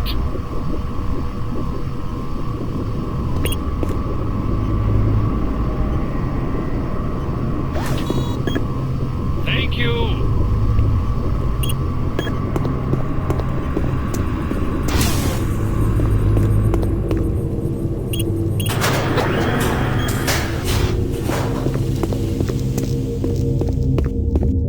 Thanks for getting me out of there. I got trapped in the chamber when the power went out. I don't know what's going on here. I don't understand why none of the systems are responding. I'm going to try to get an uplink into the main system from here. This is a secure terminal. I might be able to get a connection. I'm going to stay here. I can lock the door after you leave. I think I'll be safe. I need to stay here. I really shouldn't leave until I get this figured out.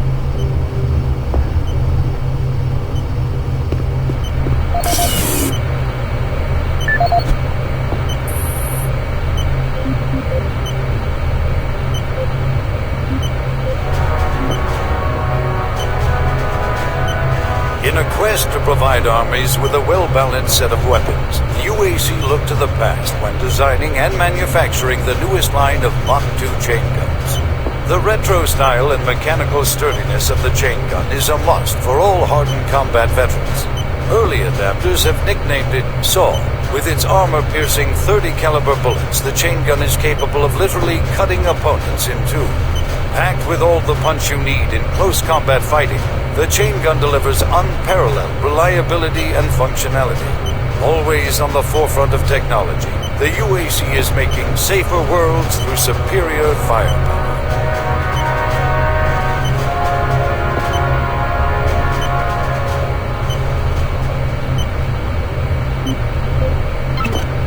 Security log number 3072 for Delta Security Chief Michael Abrams, November 15th, 2145.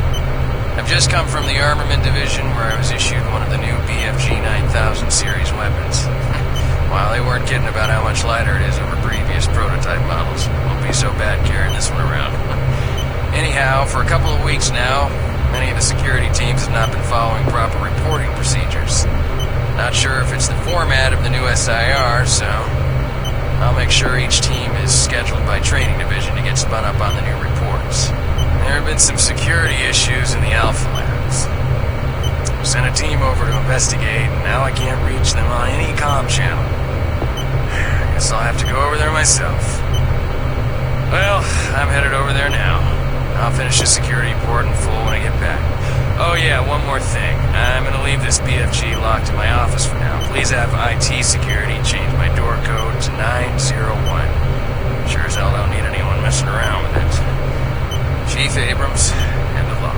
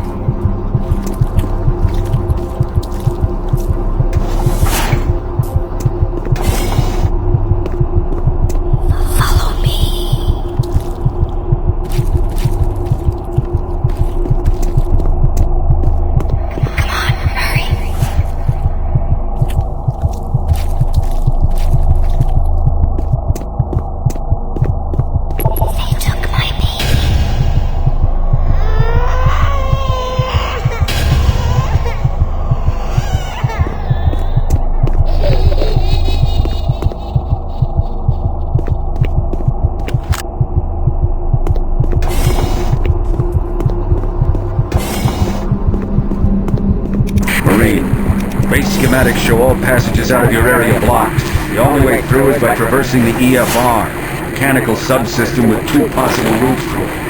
Activating the system will get you a direct route, but it's dangerous. Extending the service bridges is safer, but the lighting systems are fried. Make your choice, Marine. Good luck.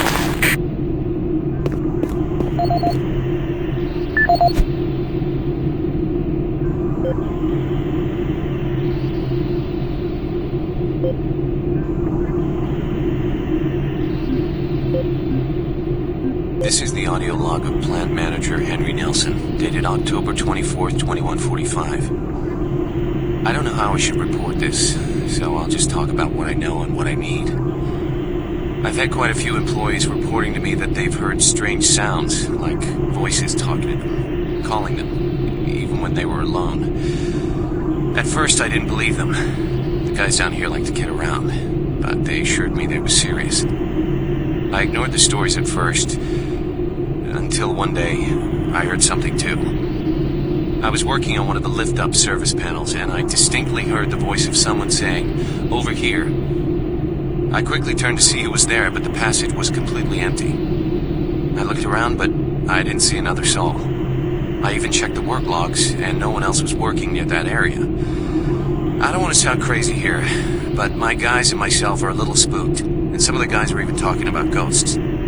So, to make everyone, including myself, feel a little more comfortable, I'd like to request that a security team make a thorough check of the EFR area. Thank you. Henry Nelson.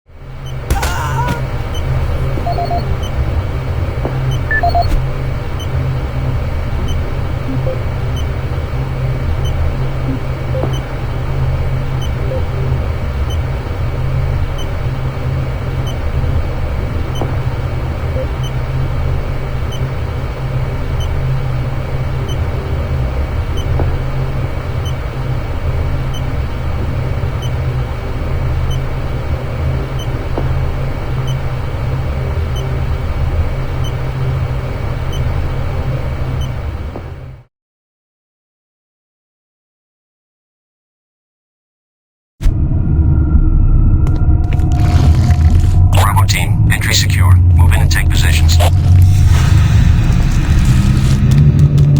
Quiet. Did you hear that? This is Lee. Give me status. Always clear. There's nothing here, Sam. Go on. What the hell?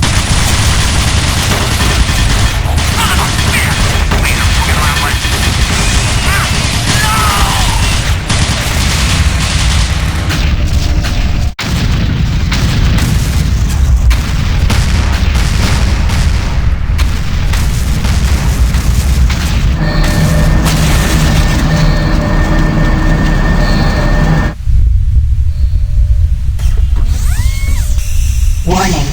Coolant rod 2 offline. Main reactor operation temperature exceeding safe levels.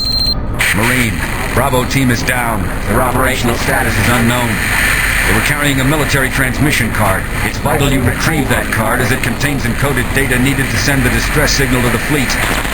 You're the last hope to get reinforcements. Find that card and find it fast.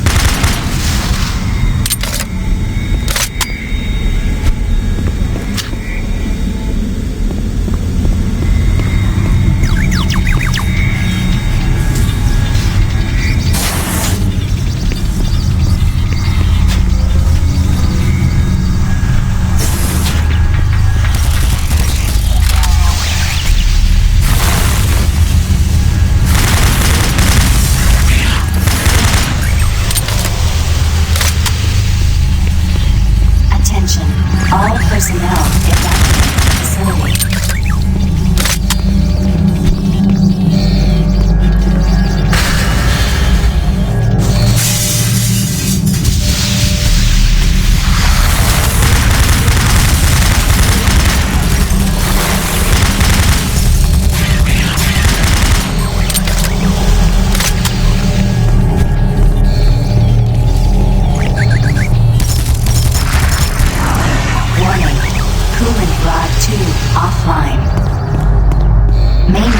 Operation temperature exceeding safe levels.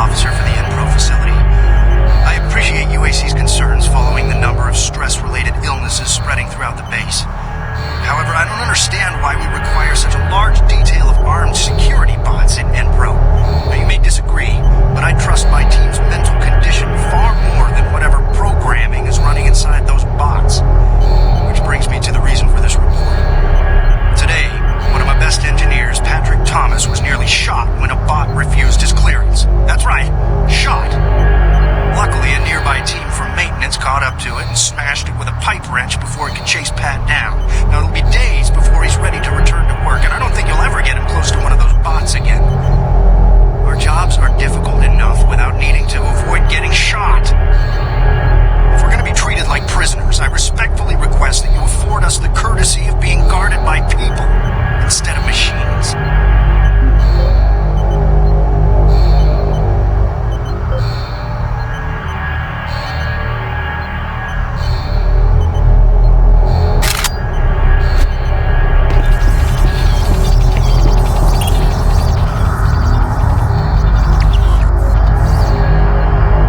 Gas leak stopped. Fire extinguished.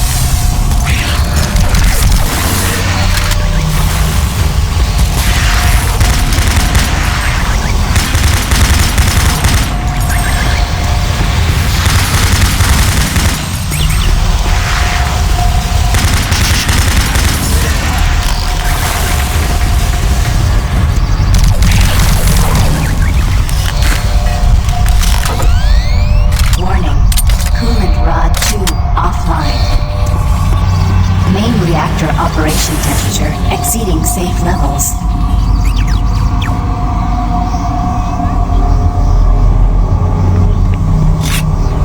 Warning, coolant rod 2 offline. Main reactor operation temperature exceeding safe levels.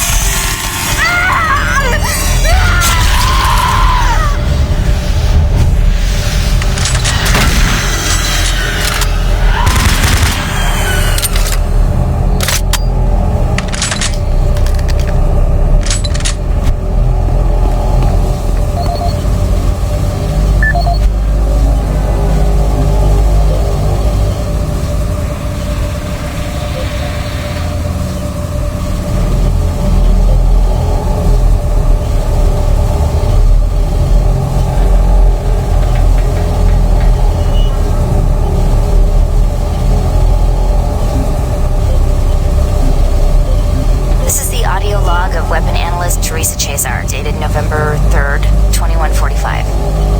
I'm pleased to report that the preliminary tests on the ammo storage in the new Mach 3 plasma gun has far exceeded our expectations. We've realized a full 50% gain in the storage capacity of ammo packs as a result of utilizing techniques engineered in the Alpha Lab's molecular compactor. I believe with the ongoing compaction research, we will reach our goal of 3 times the plasma storage currently available in standard ammo packs. I would also like to mention that all of the employees here at the Enpro Plant have been very helpful and quite eager to accommodate all of my requests. For security reasons, I've locked the plasma gun and the extra ammo in locker 063 with door code 972. End of lock.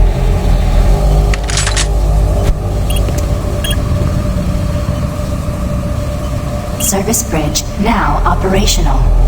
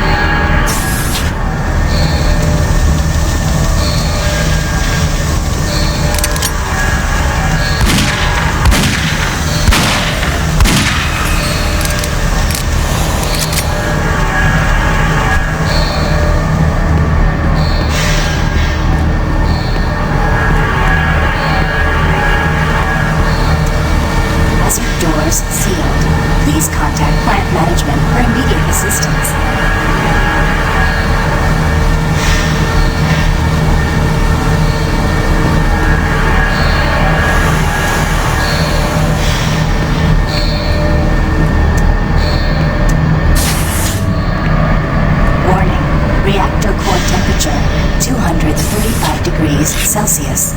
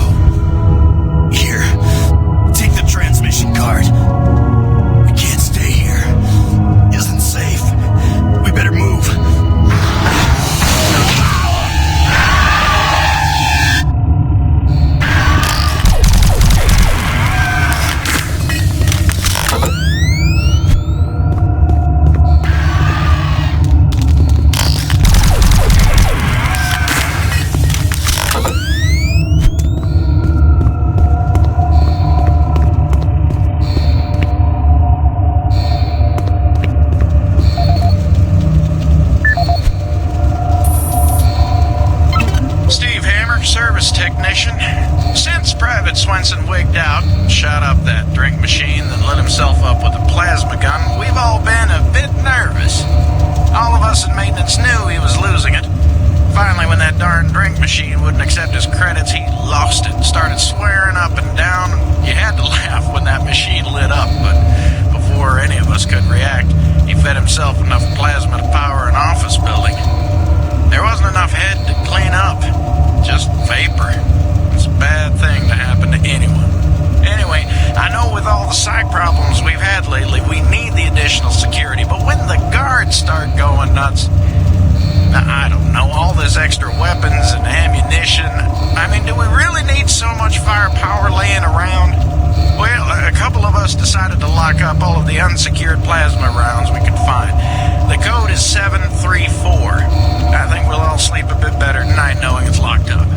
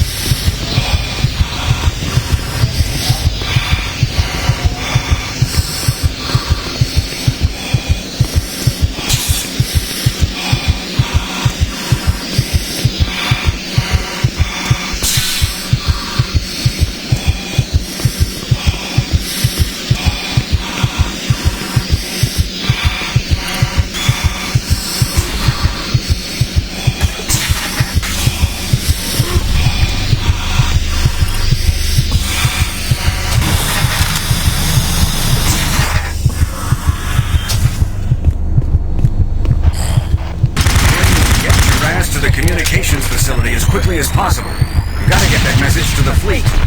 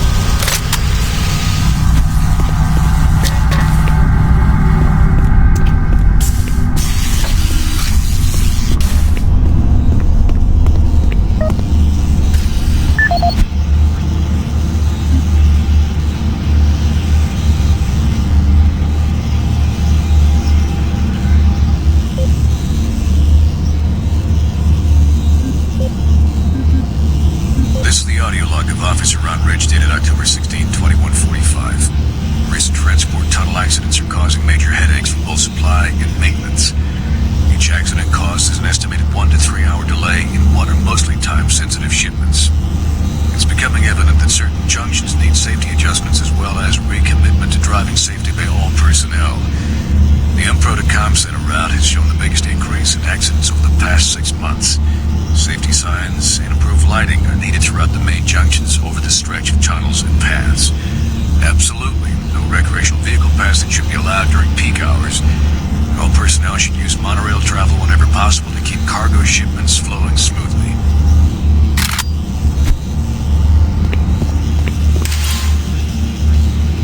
Service lift called to station.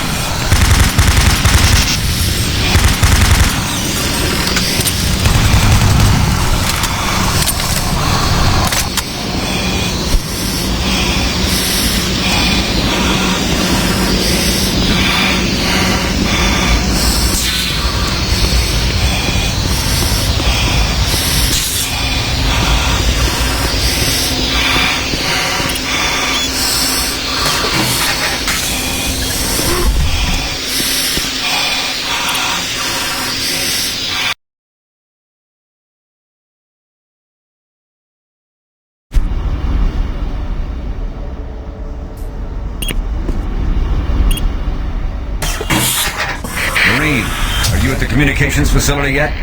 You gotta get that message to the fleet now. Watch out for Campbell and Swan. Those UAC suits don't give a damn about what happens to any of us. Now get a move on.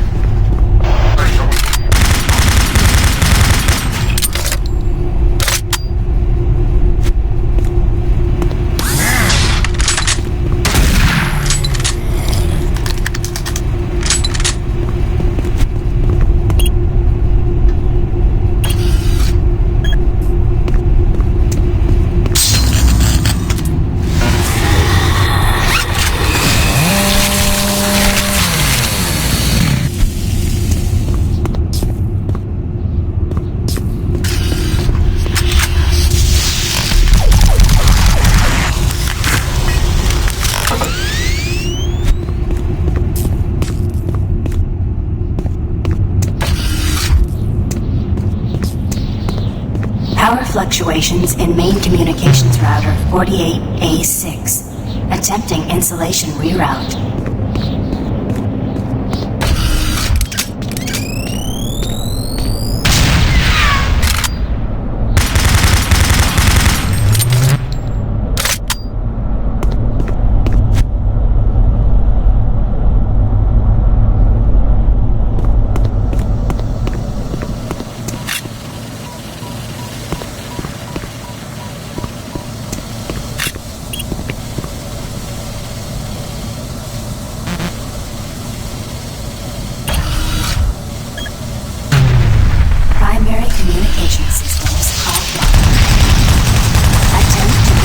Secondary tower failed.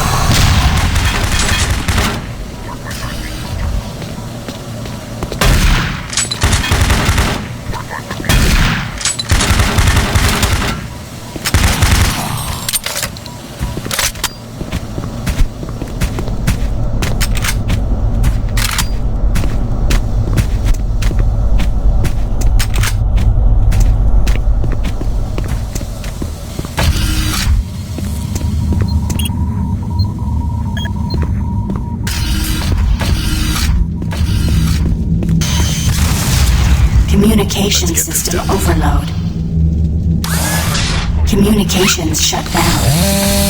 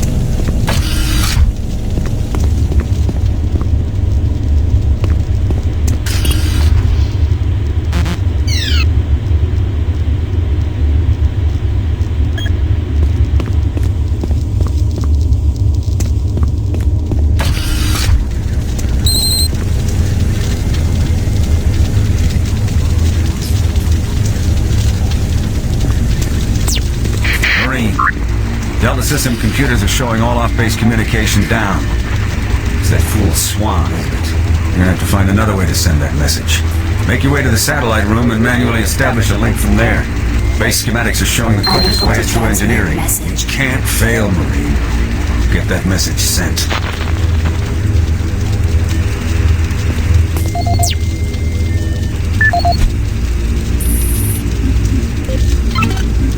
This is the audio log of Technician Seamus, dated October 16th, 2145. Our relatively new remote module replacement procedures are taking some time for maintenance technicians to adjust to.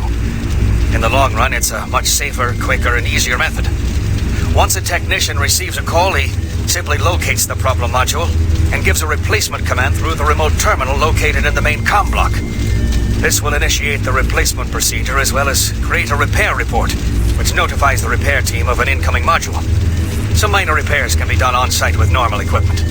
I'm hoping the new system will need less and less use once the source of the recent power fluctuations is located and solved. The system is built to handle most other things with its automated recovery systems.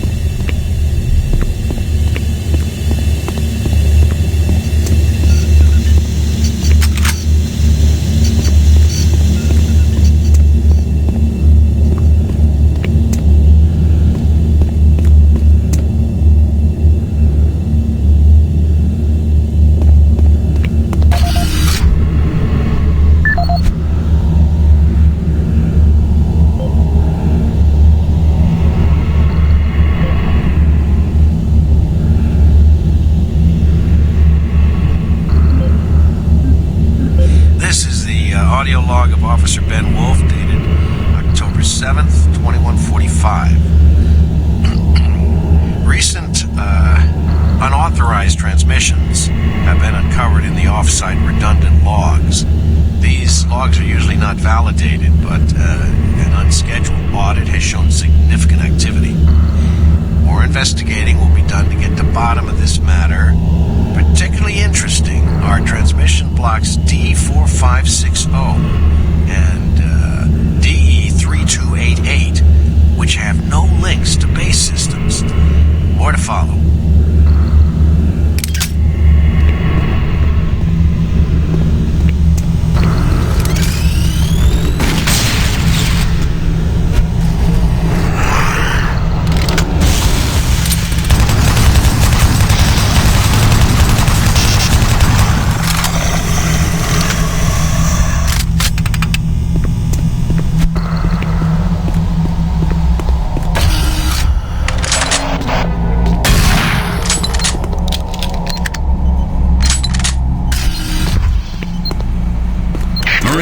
I believe the source of the invasion was from the main portal here in Delta. After you send that transmission, get here as quickly as possible.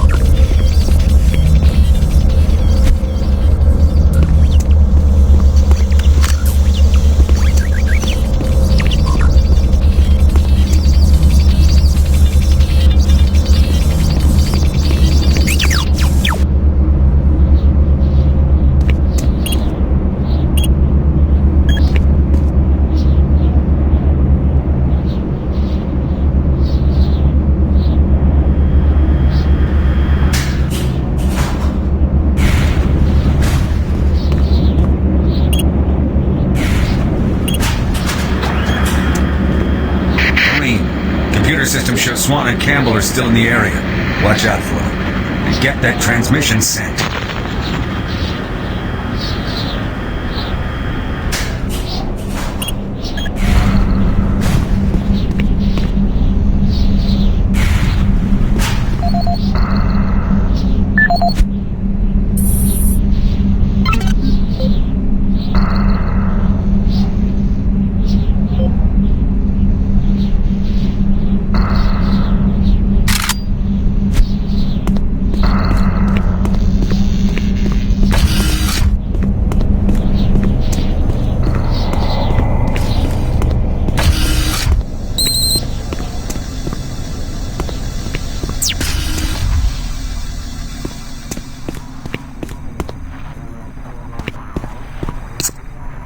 Manual uplink established.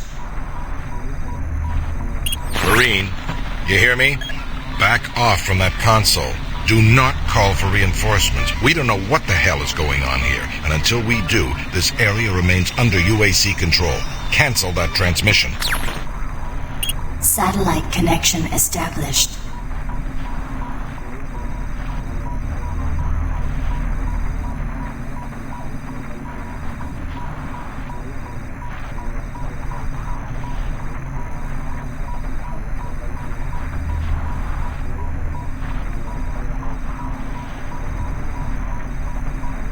Transmission terminated. We did the right thing. Until we know what's happening here, we need to keep ourselves sealed off from everyone else. The monorail entrance looks clear. Meet up with us there. We need to reach the Delta complex and stop this.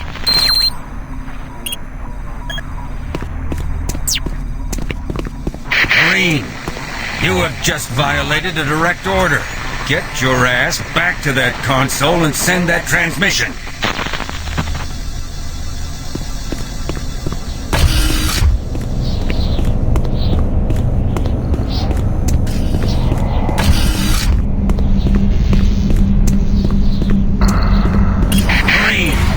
This is your last chance to get...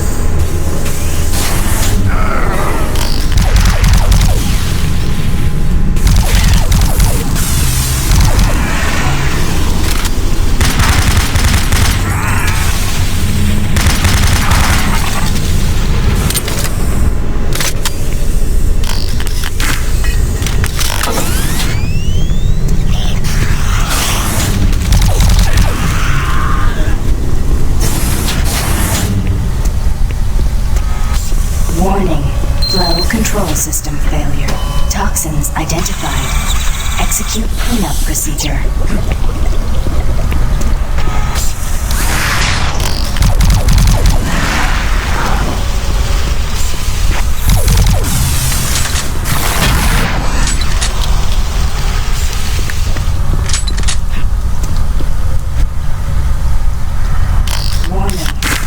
Control system failure. Toxins identified.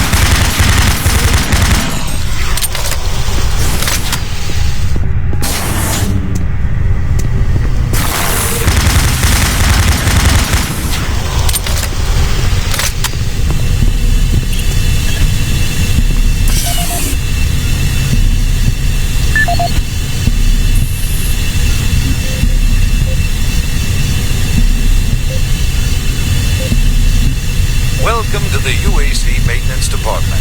This video will provide you with the necessary tools and information to do your job efficiently and safely. A safe worker is a happy worker, and your safety is our #1 priority at UAC. Observe all signs and follow all procedures to keep you and your coworkers out of harm's way. Cleanup is one of the most important aspects of what we do in maintenance. This phase of our job keeps everyone safe, and research has shown that working in a clean and toxic-free environment has a positive benefit on overall productivity.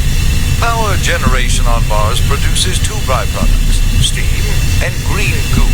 We vent the steam all over the base through vents, floor grates, cleverly placed pipes, and pretty much any place else. The goo is a result of the MFS process reacting with core elements in the Martian soil. It is not radioactive, but it is quite toxic. Remove all toxic spills at once. Hazmat suits are the best way to protect yourself when a spill occurs. And if you happen to come in contact with the goo, report immediately to a medical station for a scrub down. After a few days in confinement, you should be ready to report back to work. Report any rule violations to your immediate supervisor. And don't forget to read your employee handbook for additional rules and information. This is the audio log of Nicholas Edgway, member of UAC Mars Hazmat Response Team, dated October 1st, 2145. We have concluded that the Martian atmosphere is wreaking havoc on the exhaust valve seals in the standard number 5 disposal drums.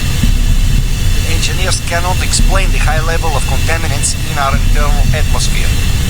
The air scrubbers and filtration systems all seem to be operating at normal levels, yet a small layer of particulate is making it into the storage areas.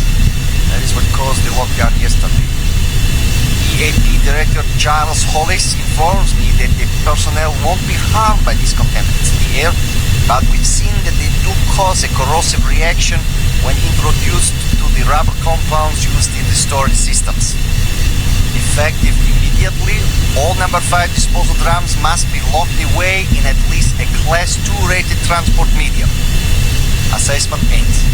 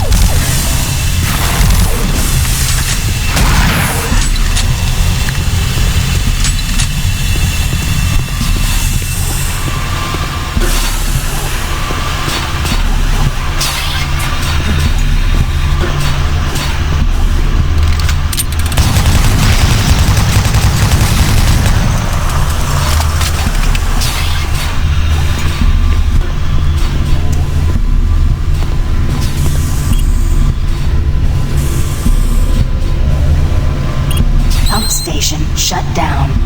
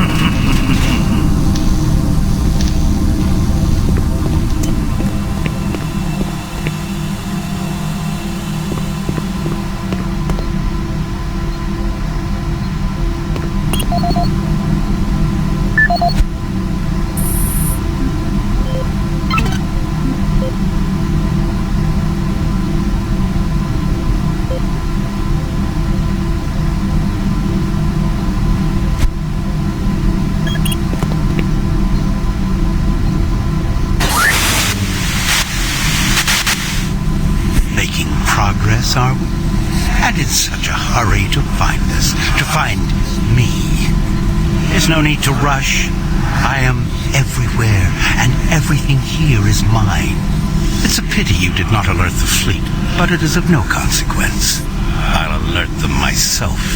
They will come to the rescue and be consumed by my legion. We will use their ships to bring this hell to Earth.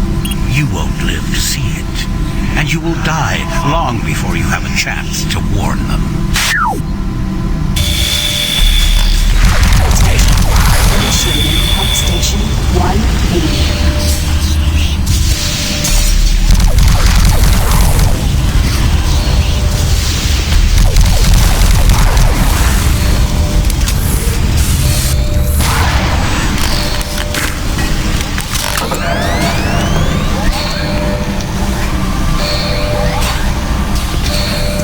Warning, air filtration system offline. Toxicity level increasing. There's nothing left for you but a slow death as your lungs fill with toxic gases.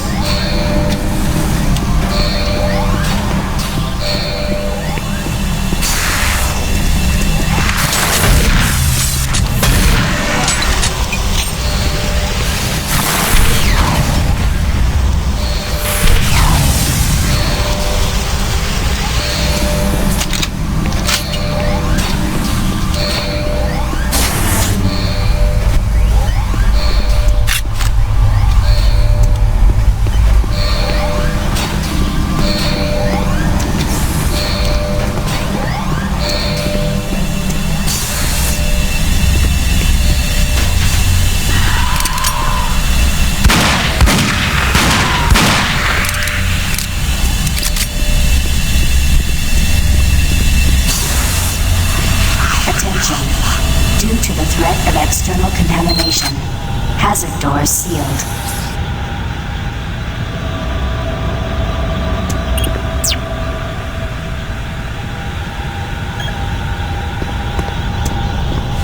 Attention. Due to the threat of external contamination, hazard doors sealed.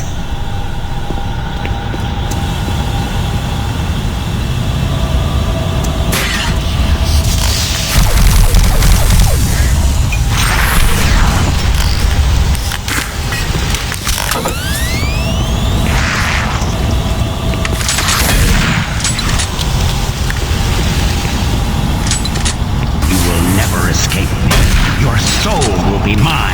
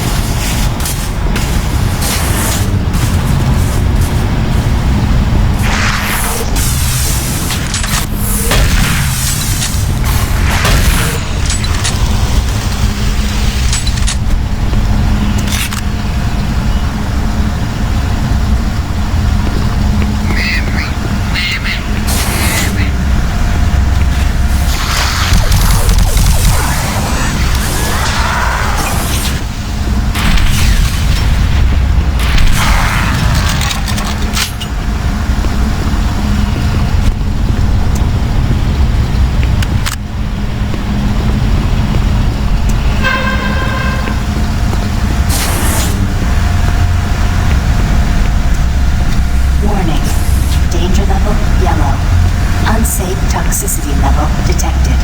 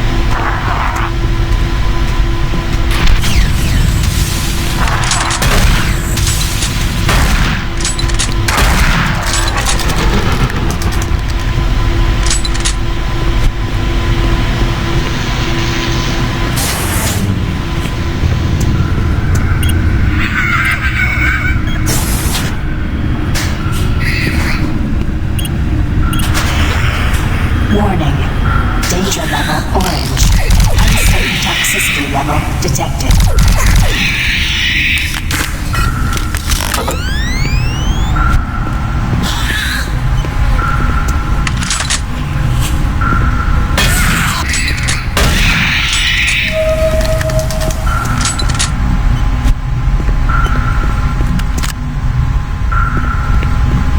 Warning.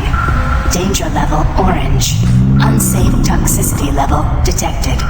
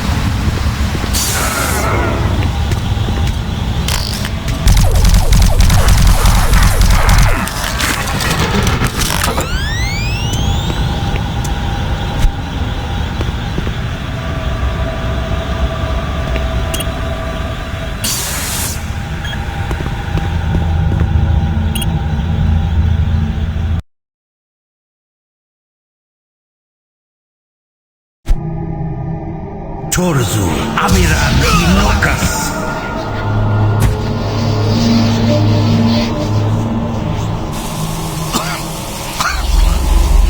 Rise, rise, Quathir Yalopal.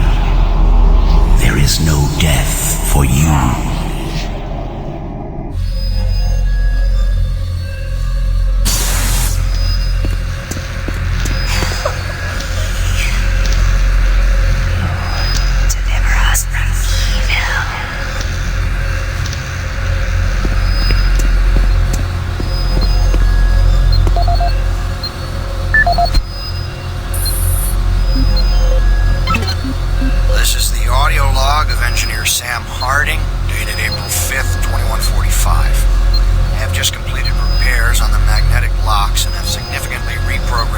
pressure sensors on the monorail systems. My fellow engineers and I are confident that the accident of last week will never happen again. The accident should never have happened in the first place. The internal sensors led the computers to believe that there was a vacuum inside the vehicle. Unfortunately, the computer decided that the only way to fix this pressure discrepancy was to open all doors in an attempt to equalize pressure with the outside. Going over 15,000 lines of code today, I can see no reason for this tragic event to have occurred. Somehow, the logs show the discrepancy is clear as day. Honestly, this looks to me like another case of a solid system going to hell in a handbasket. I'm confident that the layers of protection I added to the code today will prevent any such occurrences from happening again. I'm off to meet engineer Jim Torben at the access doors to the Delta Complex platform to try and troubleshoot a faulty track sensor that's been causing the door to stick.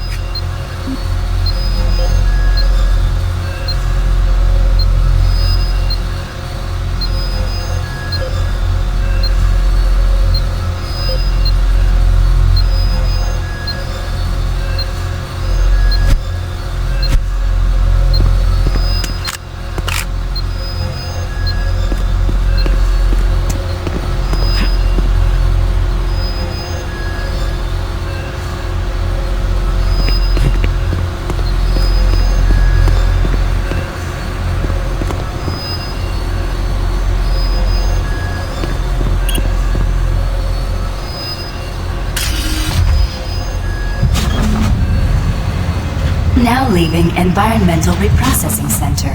Next stop, Site 2. Who are you? What are you doing? I was waiting here on the train for my partner.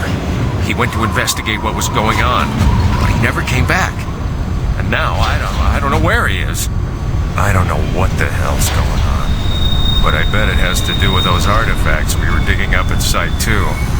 I bet they're somehow connected with those things in the Delta Complex.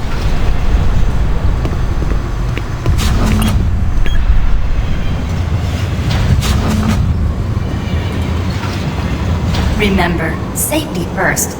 Please do not exit the vehicle without wearing proper environmental protection. In the event of an emergency stop, MARSEC will be dispatched immediately for your safety. Have a nice day. Now entering Site 2.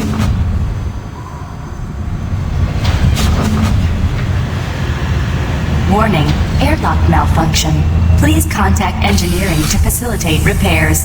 Thank you, and have a nice day. The Delta Complex isn't safe. You're crazy if you're going there. Look, I don't think this train is safe either. We don't know what's ahead. I'm staying on the train until we get to Delta. Then you're on your own.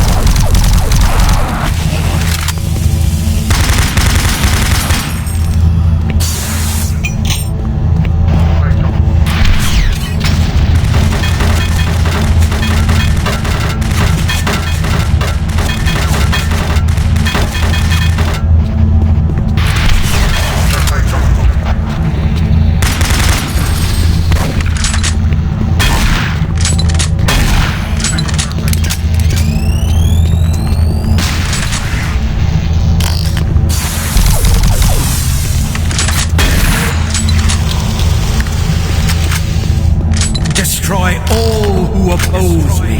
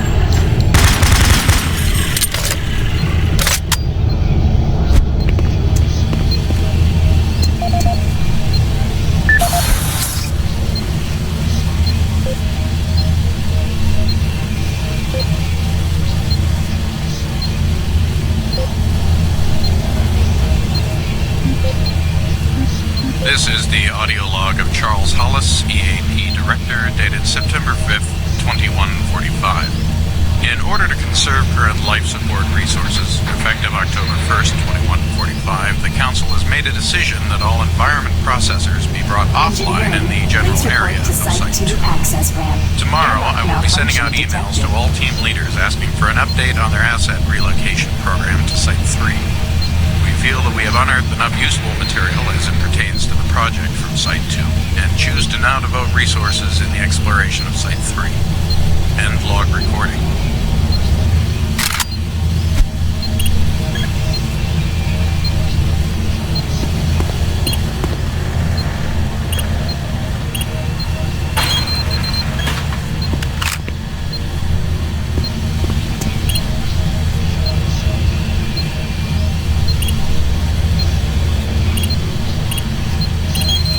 Airlock security override enabled.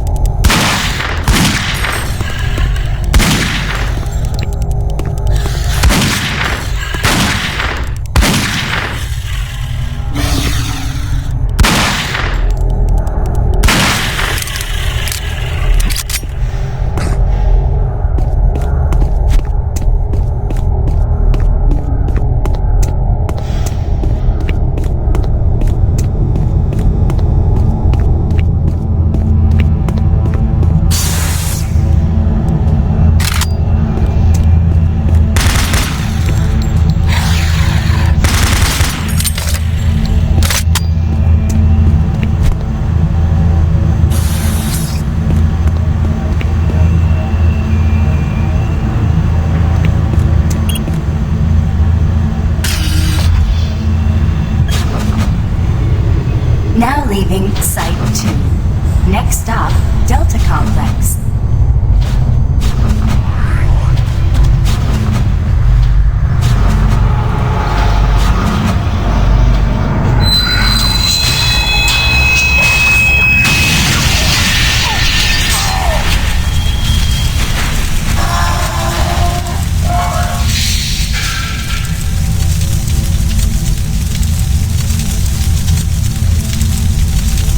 Engineering, please report to Delta Complex access ramp. Track sensor failure detected.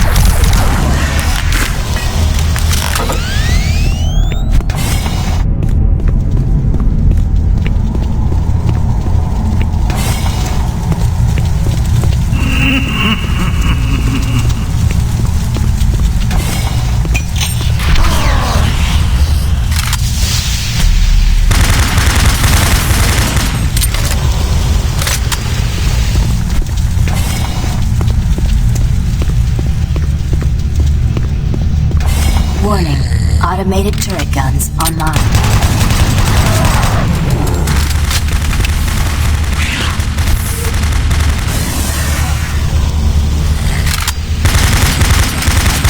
Warning. Automated turret guns online.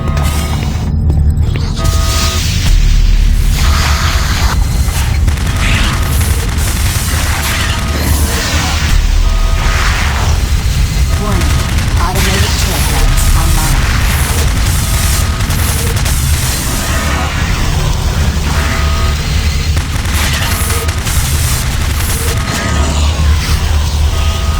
Warning. Automated turret guns online.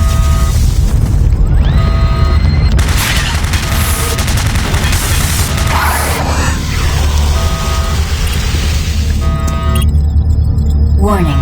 Automated turret... Attention. Automated turret guns offline.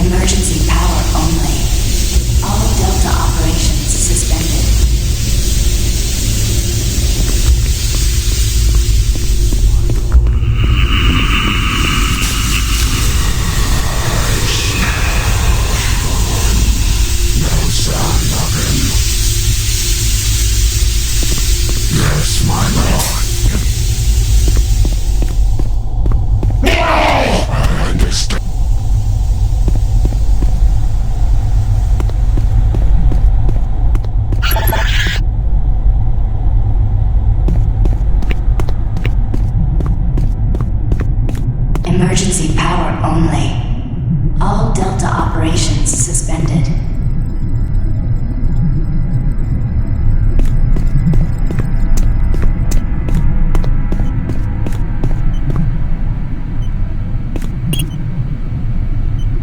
Systems down.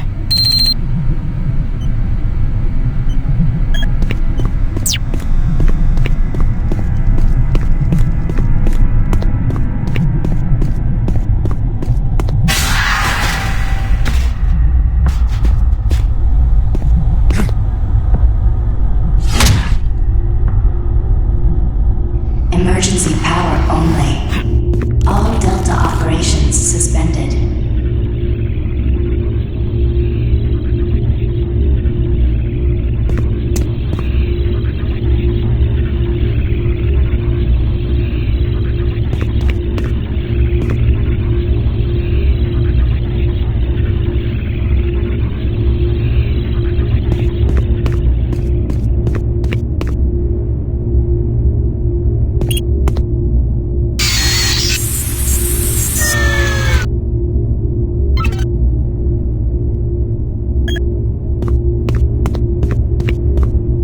Emergency power only. All Delta operations suspended.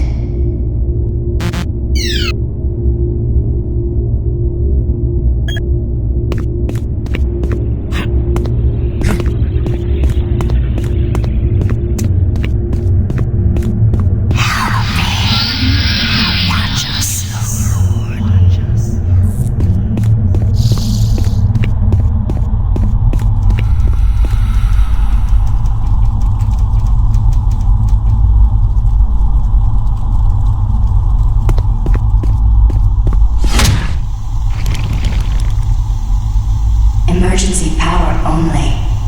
All Delta operations suspended.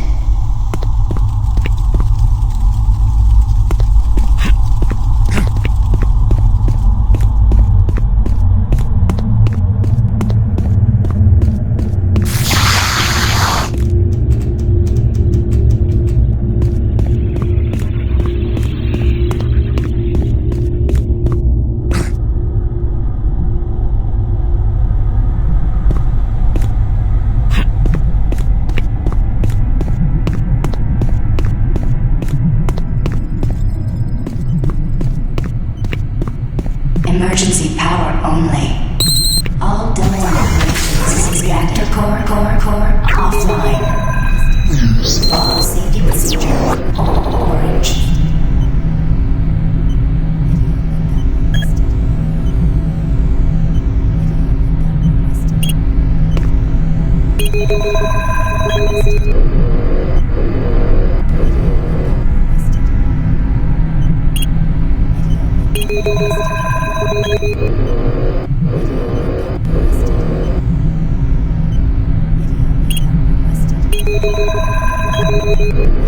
Warning, reactor core offline.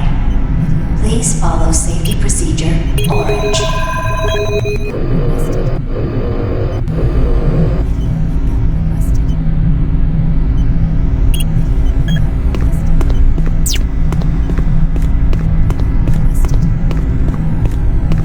Video link up requested. Connection established. Green, this is Kelly. If you're watching this, you're tougher than I thought. I guess things aren't always what they seem. Plans have changed. Delta Complex 1's been compromised. You're not safe there. I'm moving to Secure Service Tunnel 1. Warning, It's not reactor far core from your position. offline. Please follow surge.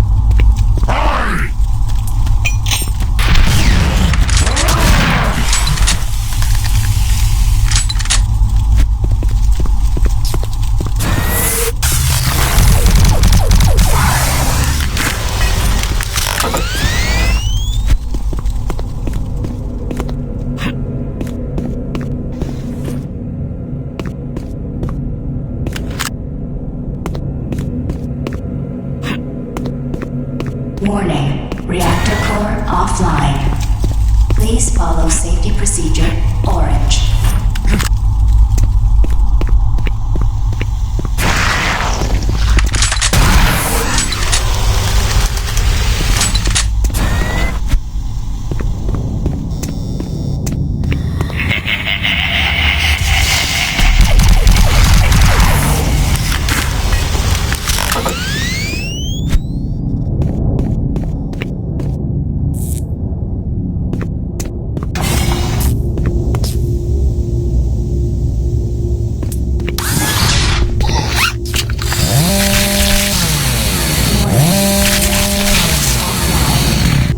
Please follow safety procedure orange.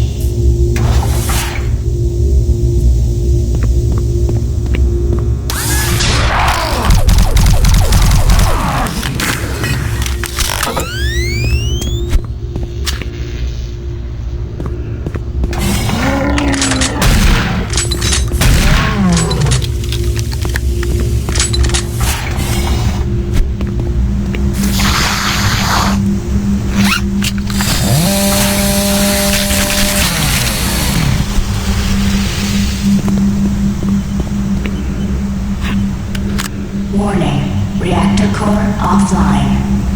Please follow safety procedure orange.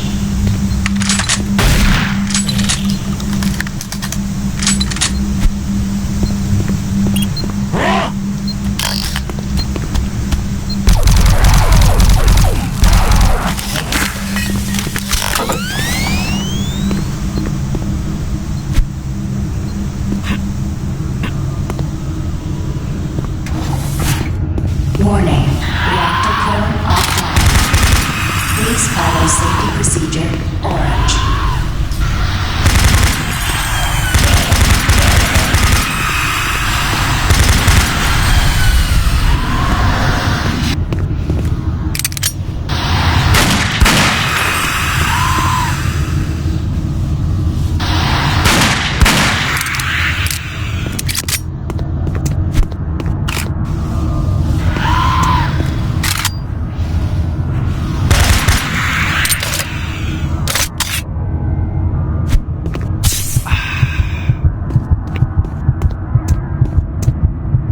Warning, reactor core offline.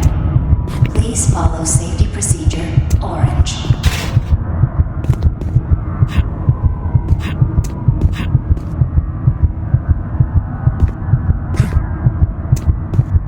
Your friends are with me now. Soon, you will join them.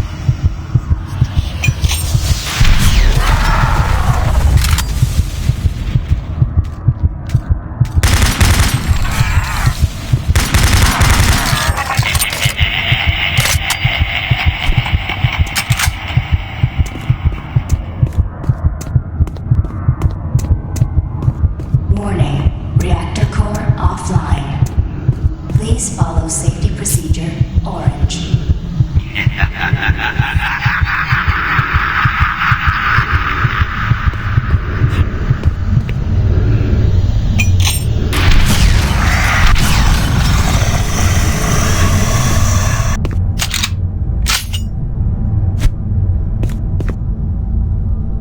Warning, reactor core offline. Please follow safety procedure orange.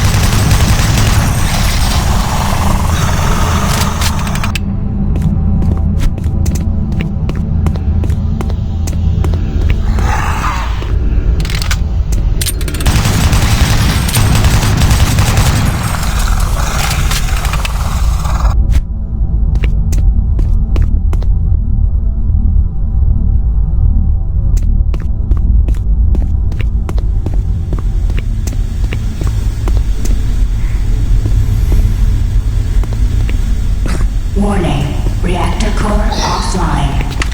Please follow safety procedure orange.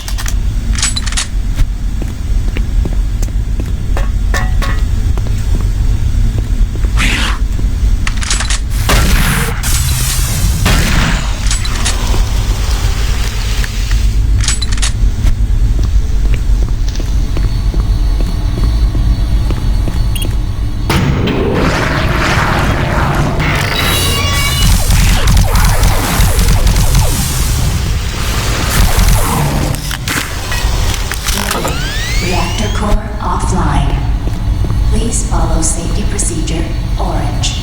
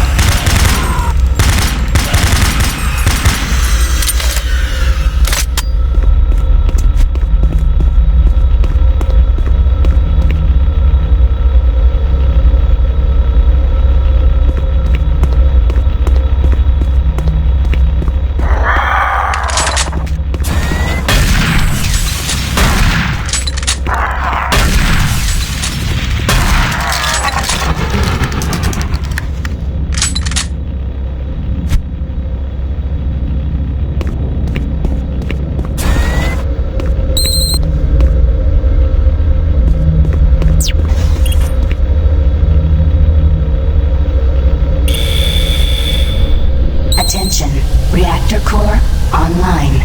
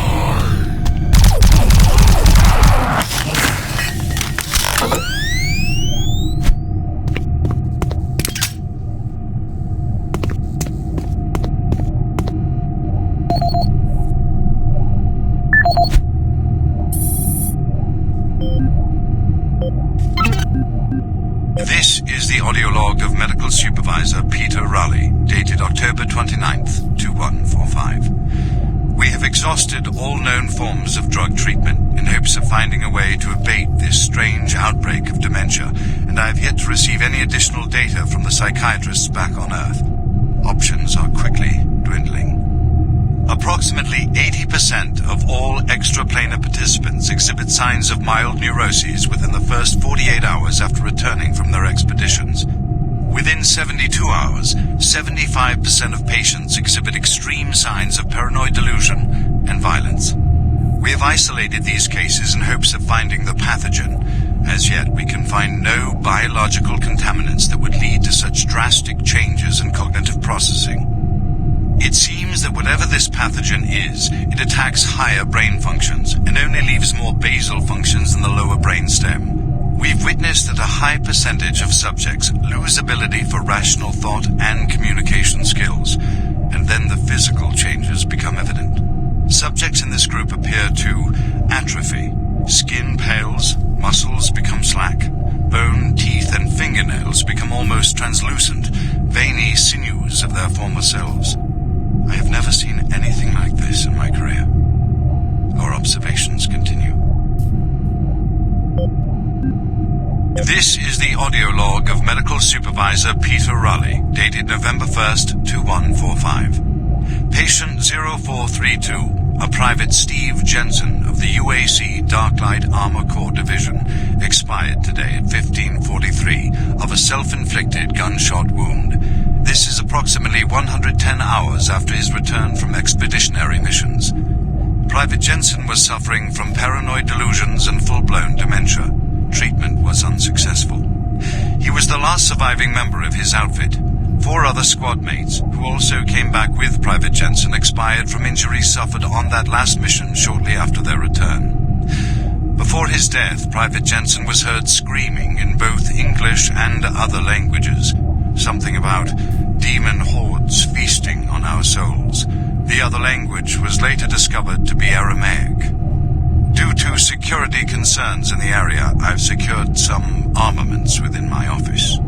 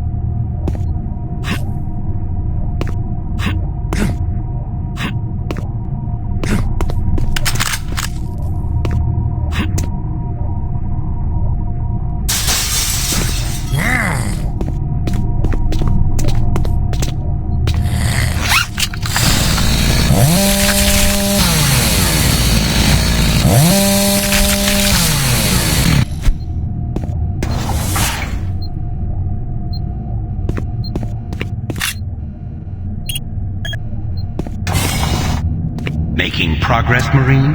Your journey is futile. You will die, and your soul will be mine. Your soul will be mine.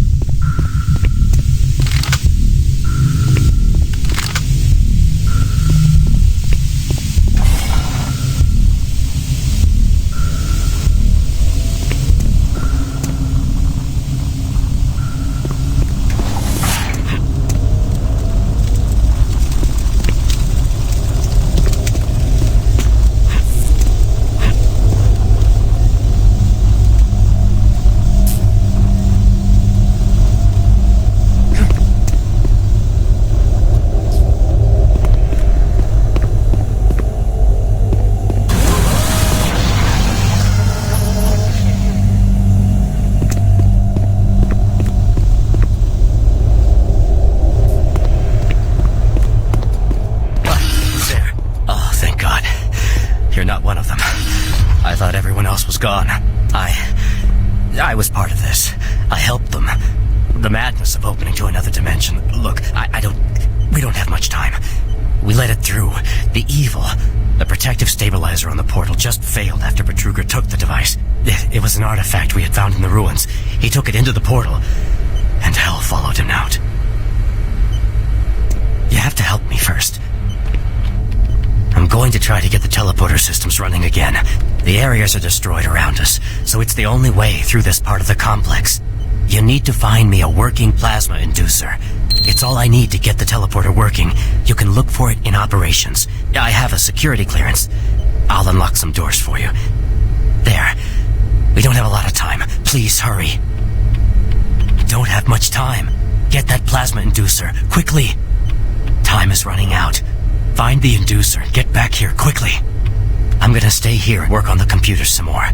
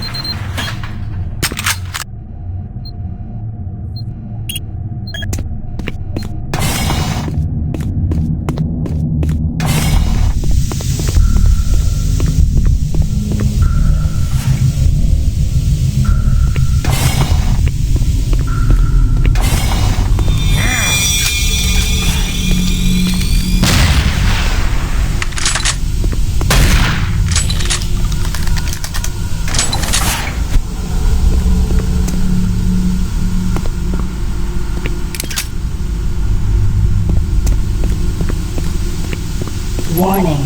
Halon systems active. Access denied.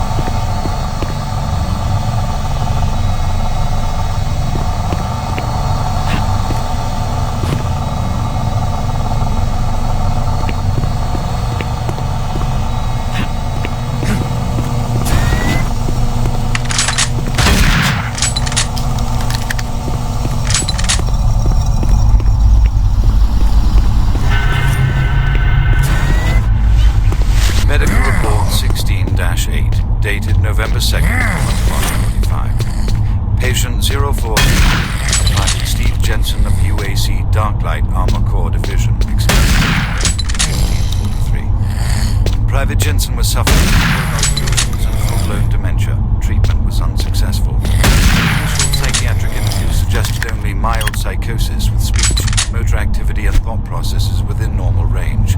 Paranoia being the only psychotic element directly evident. Reference interview G8A. Private Steve Jensen, October 18th, 2145. UAC psychologist Dr. Hooper interviewing Steve Jensen, male, age 27. Steve, can you talk to me about the last few weeks, please? I don't want to talk. Well, I'm here to help you, Steve. I've tried talking. They think I'm crazy. You think I'm crazy. They, your colleagues, aren't doctors. Let me help you. Help? Nothing can help us. Prior sessions over a period of 72 hours revealed rapid deterioration of both physical and mental capacity, with behavior inconsistent with any known patterns. The patient was responsive for brief periods and had to be restrained during interviews. Reference interview H-3-2, Private Steve Jensen, October 21st, 2145. Tell me what you see, Steve. I don't want to see it anymore. I don't want to feel it. They'll be here soon, and then you'll see it. Can you talk about what you see?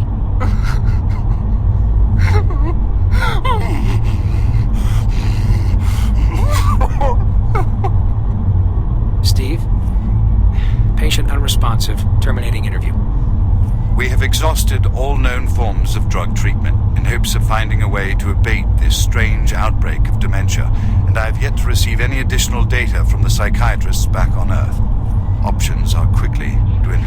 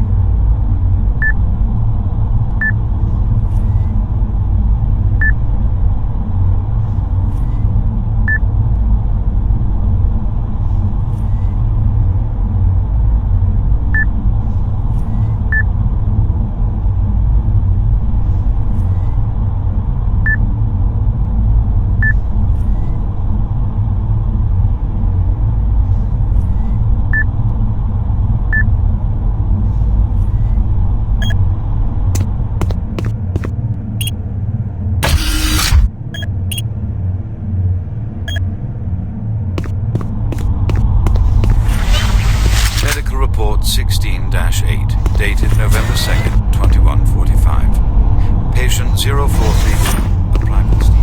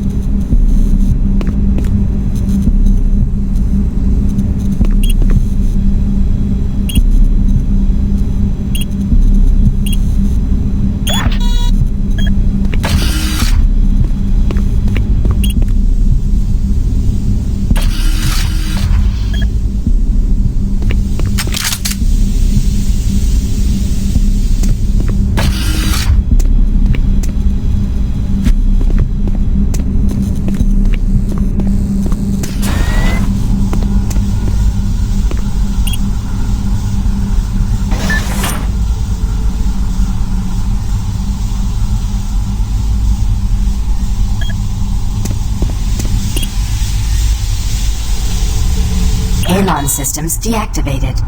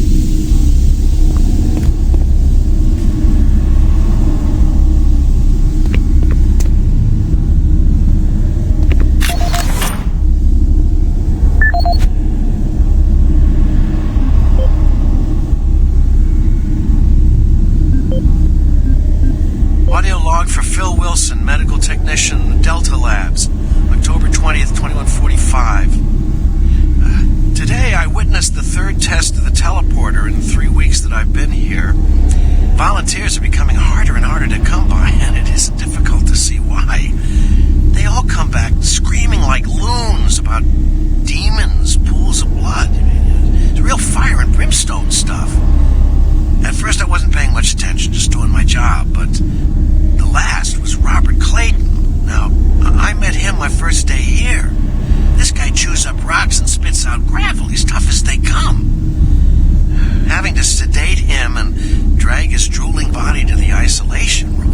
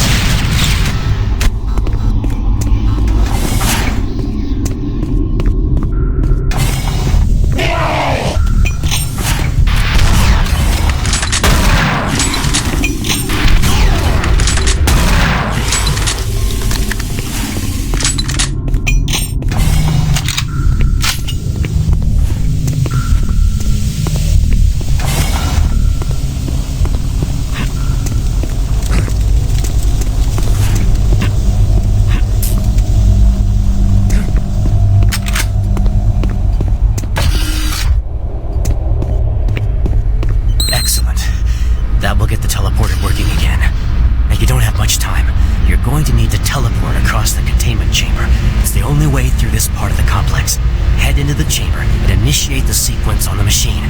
I'll take care of the rest. I'm not going with you. Good luck, but before you go, I want you to take something. It's a journal I made about the experiments. Those things. It's all there. It'll explain everything. Get it to someone so this never happens again. Get out to the teleporter pad. I'm ready here. Move quickly. There's nothing here for you to do.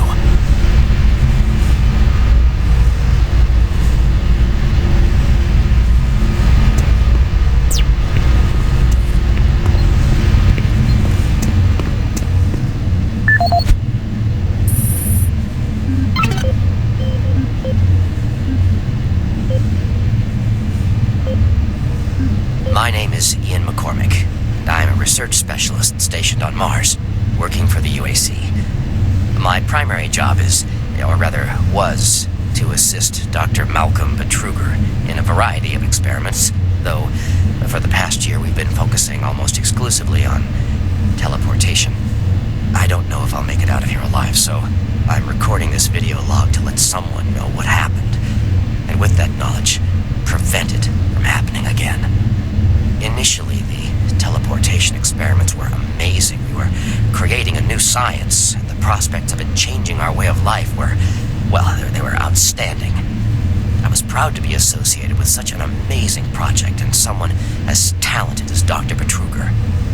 We noticed early on, probably before we had completed maybe a dozen successful tests, that there was a variable delay during the teleportation. The objects are broken down at the quantum level, transported, and then reassembled. Each stage of the process should have been instantaneous, but it wasn't, and we didn't know why. We sent a video drone through and were shocked at the images it sent back. Just a few frames of video right before the drone came back through showed what appeared to be several sets of eyes looking directly at the probe. We had just found a living, breathing creature that was not human. Betruger immediately sent out a request for volunteers. He specifically wanted UAC security force members because he wanted to capture one of these creatures. I've made a lot of mistakes, but I am most ashamed of my involvement during the next phase. To get medical clearance to send human subjects through the device, I doctored up several of our reports to indicate that we had performed living tissue experiments. I did not regret it at the time, but a few days later, when our third test subject came back, he was chewing off his own fingers. It seemed he was clinically insane. We started sending teams in, about once every 2 days. The teams were reporting nightmarish experiences, sightings of things that ultimately made us conclude that the other dimension was not just another dimension. It was hell. And the creatures we were bringing back, demons. And then Betruger, he went through the portal himself. I don't know what he was thinking. It was an unscheduled trip, and he just went, and we couldn't stop him. And when he came back, he had changed. He sounded and looked the same, but he just... I don't know, he was just different. And then he did the unthinkable. He took the Soul Cube, the device that was discovered in the ruins, into the portal. The portal stabilizers just started to fail, and then living hell erupted into the base. Oh, we were stupid for not destroying the portals as soon as we realized what was on the other side. Oh God, forgive me. I blame myself for my part in this. Please, someone, never let this happen again. I'm sorry, Ian McCormick.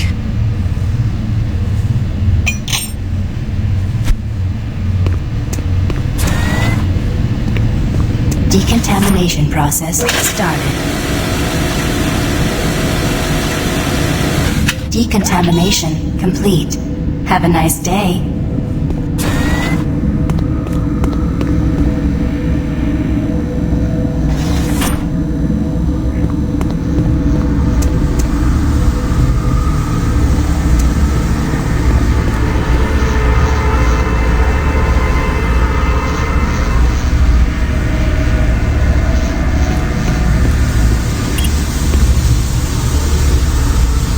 systems activated. Teleportation will commence in T-minus 3, 2, 1.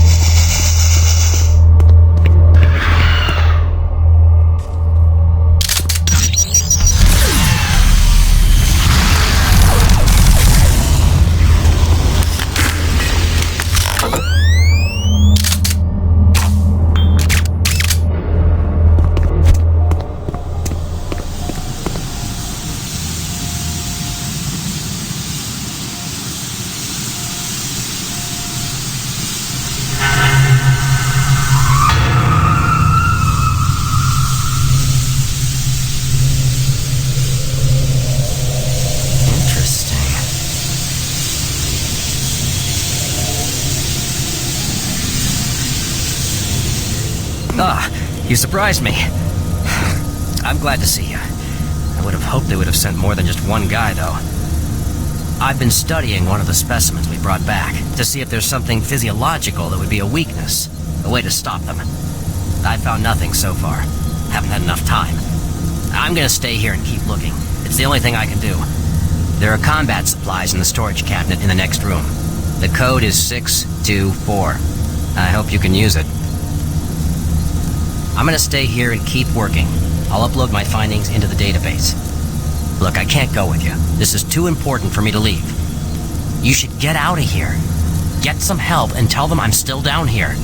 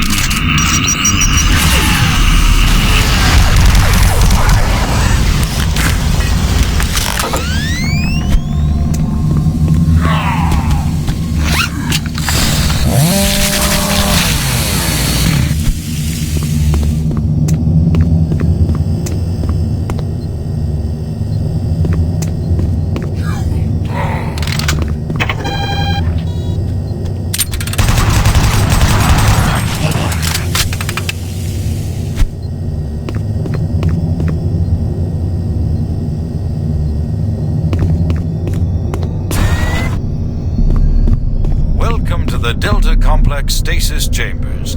This facility was constructed to house and study the extra-dimensional beings, which were recovered during some of the first teleporter tests originating from Delta Level 3.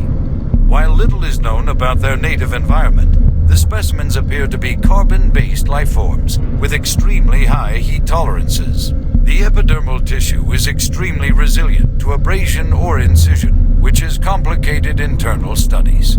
Observational studies have shown incredible strength and agility, as well as the ability for some specimens to manifest and control cohesive plasma masses. The method by which these plasma masses are created is yet unknown. It is believed that the specimens possess a rudimentary intelligence and social structure, as was demonstrated during the first tragic expeditions through the portal. While the cost in human life has been great in acquiring these specimens, we hope to one day complete genomic mapping and begin to answer the many questions we have about these entities.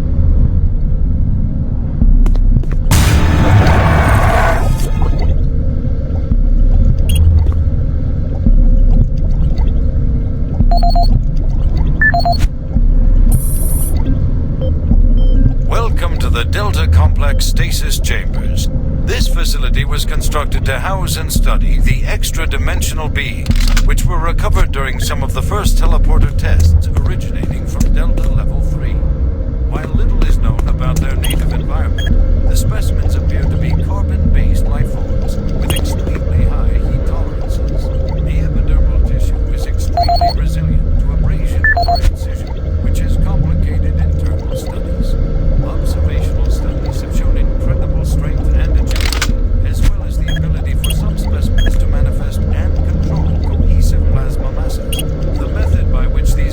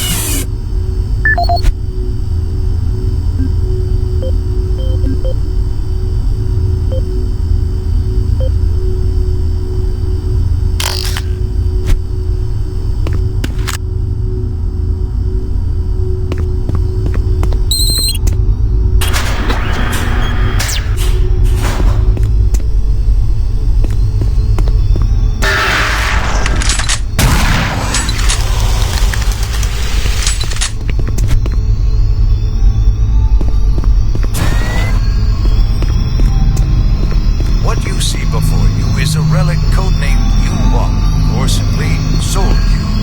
It was discovered in 2104, located in a geographic region where UAC researchers have unearthed evidence of a long-lost civilization. We know nothing of this civilization other than they existed, and that they were all wiped out in some type of cataclysmic event, according to what we've been able to decode from stone tablets found throughout the ruins. What clues we have been able to piece together reveal a culturally advanced society whose technology can only be described as mystic, as evidenced by U1's strange characteristics. Efforts to further examine U1 have been futile. Mass spectrometer and radiation scanning methods have failed to provide reliable identification of the molecular makeup of this artifact. The object cannot be weighed, and in all tests we've been unable to determine its mass. All attempts to physically manipulate or open the artifact have been met with no success. We also have had no success in deciphering the symbols adorning U1. What we do know is that the thermographic readings are constant, unwavering temperature of 98.8 degrees Fahrenheit. Our research continues, and we hope that with continued investment and research, we can, one day soon, learn to exploit the technologies that make up U1.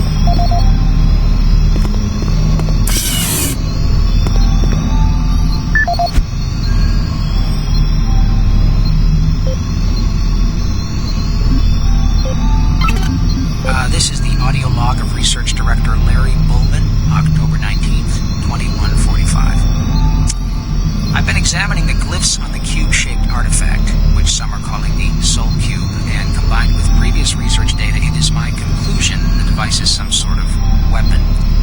If the power fluctuations would stop long enough for me to get the linguistic CPU online, then I am sure my theory would be verified. You know, I'll take this opportunity to lodge yet another complaint about the continual power problems. Living in this godforsaken base is bad enough without having to watch the lights flicker constantly. It's just... Well, never mind. Back to the task at hand. What I've deciphered so far is a bit, I must say, disturbing. It seems that when one has possession of the artifact, if one inflicts damage or possibly kills another being, it extracts power from that event somehow. Now, once a certain threshold has been reached, the artifact has the ability to kill anything you attack with it. How you attack with it, I'm frankly not certain, indicating that the artifact is autonomous in some way. To date, I've only deciphered about two-thirds, give or take, of the markings, but my initial glance at the rest of them indicates it harbors some far greater power. As you know, at this time we have not seen any reaction from the cube, and it has withstood any scanning, abrasion, or other test beyond picking it up and examining it. I suspect that just like the civilization that constructed it, its capabilities are diminished to the point of being useful only as a paperweight. End of log.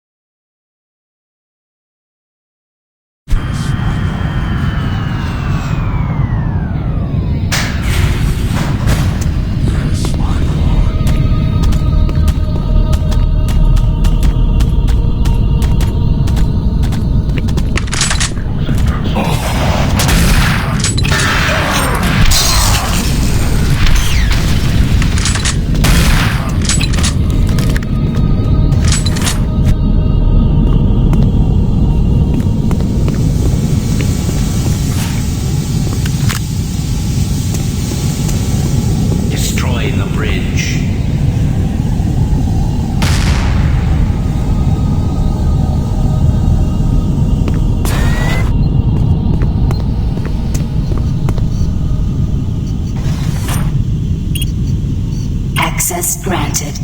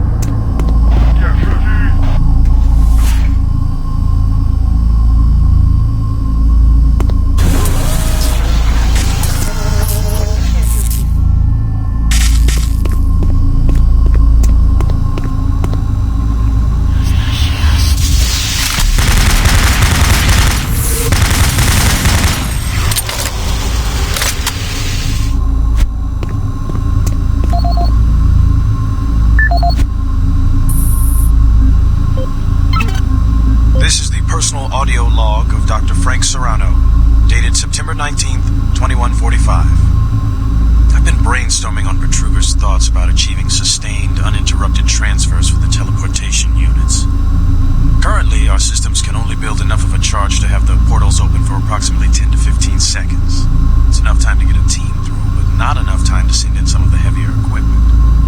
Engineering in the Enpro facility informed me that we can theoretically boost the active portal time to 45 seconds quite easily. But this will require rerouting power from central processing, and we just can't afford the downtime. The power requirements for the system are astronomical. We're sucking power from 3 veins in Enpro just to power Chamber 1. I have no idea how we can sustain transfers for longer than 60 seconds without giving serious thought to reorganizing the teleport power grid. I'll sleep on this. This is Dr. Frank Serrano signing off.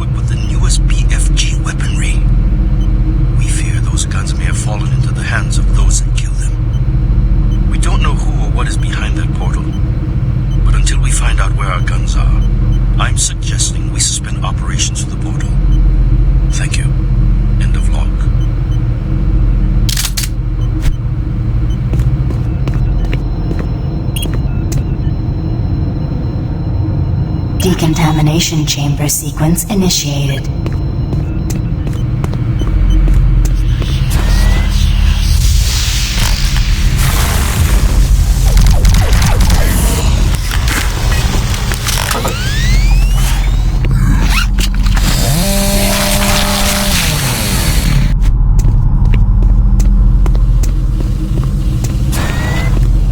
Decontamination process started.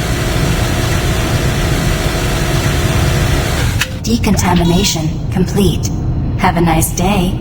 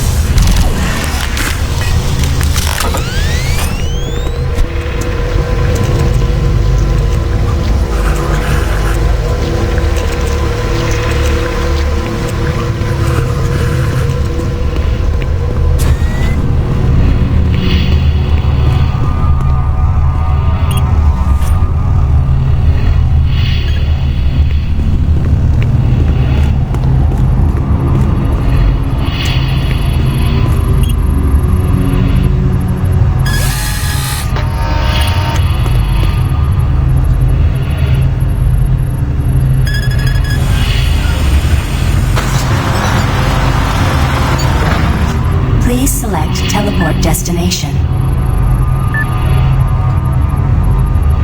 Pad 2 selected.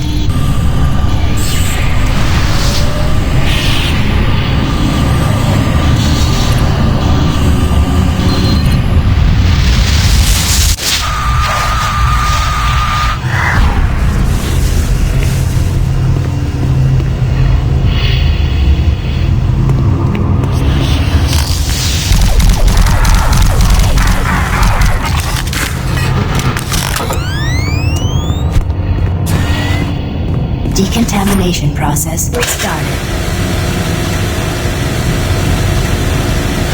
Decontamination complete. Have a nice day. My patience with you is wearing thin.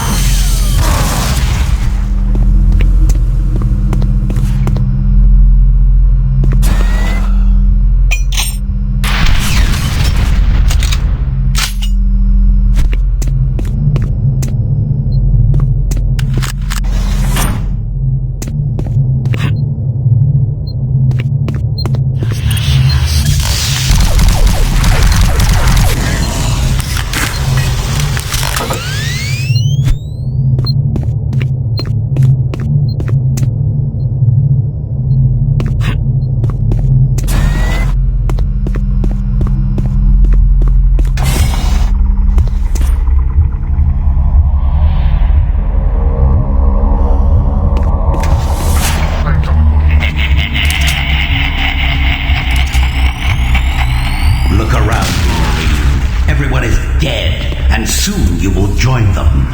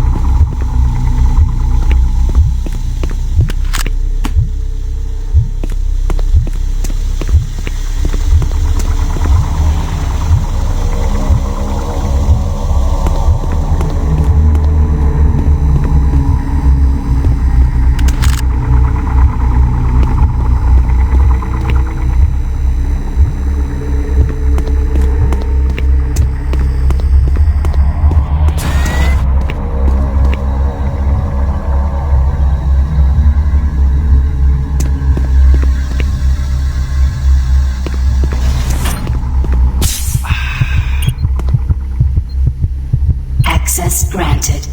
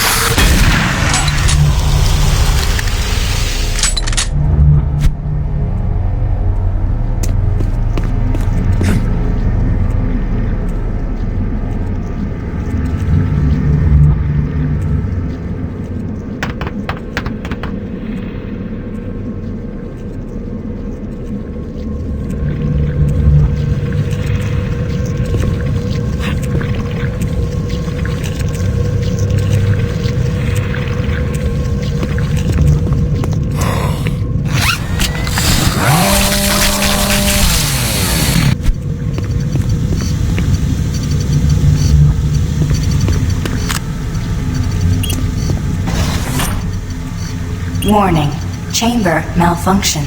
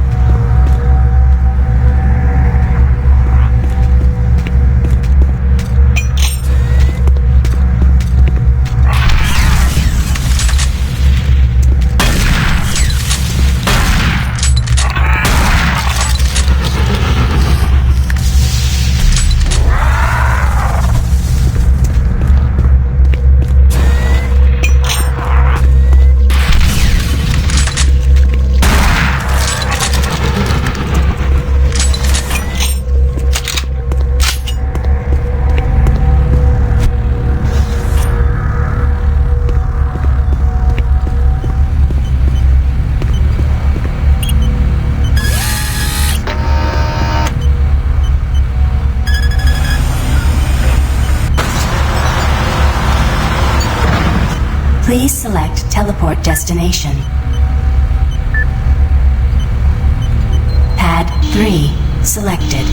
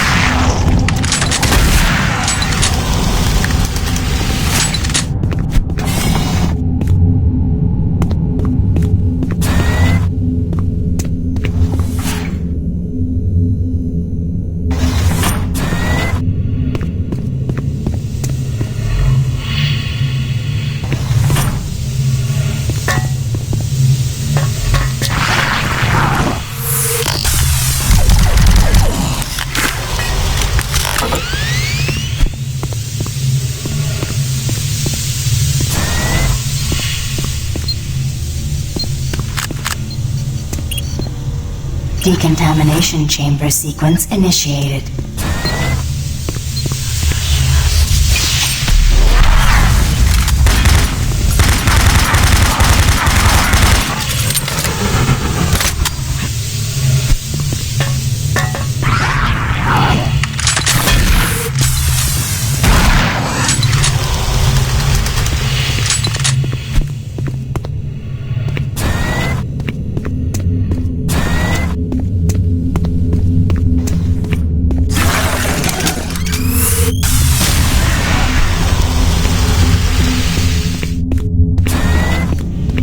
Decontamination process started.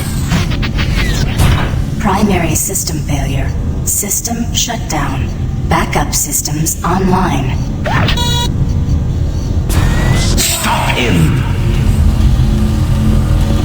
Maintenance personnel needed in Chamber 3.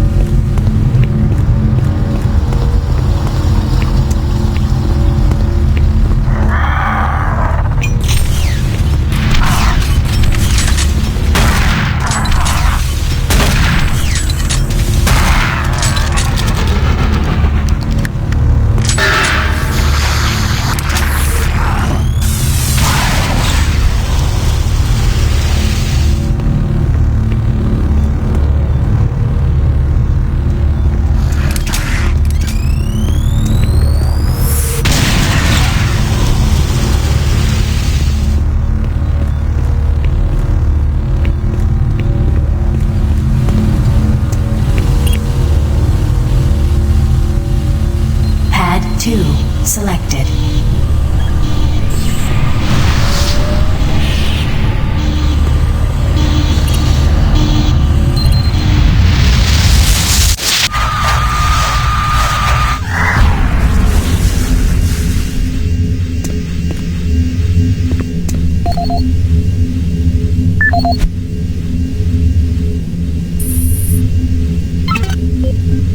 This is the audio log of Dr. Martin Schultz, dated August 7, 2145. We need to amend the operating procedures to ensure that all target teleport markers are properly set and locked before engaging the systems.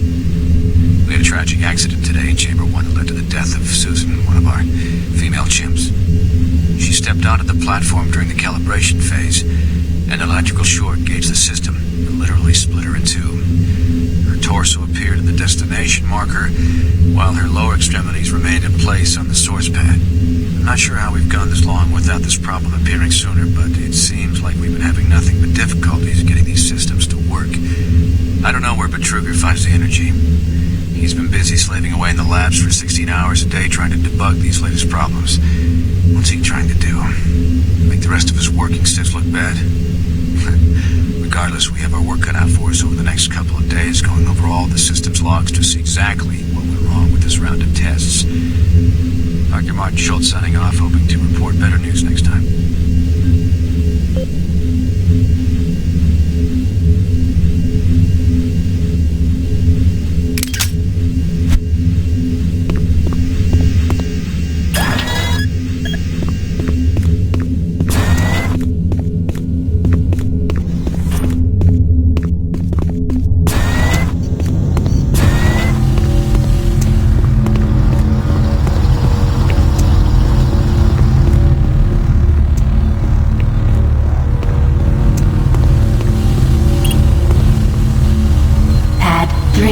Selected.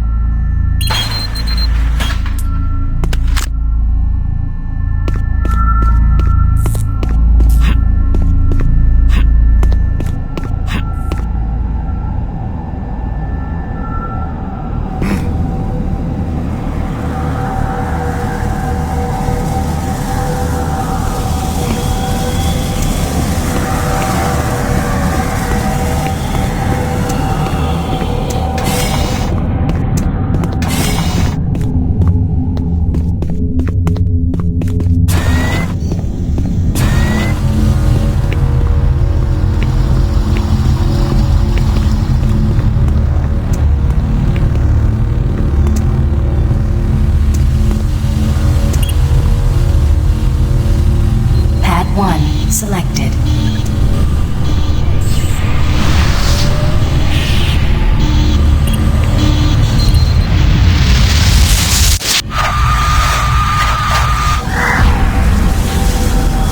making progress, Marine? Your journey is futile. You will die, and your soul will be mine.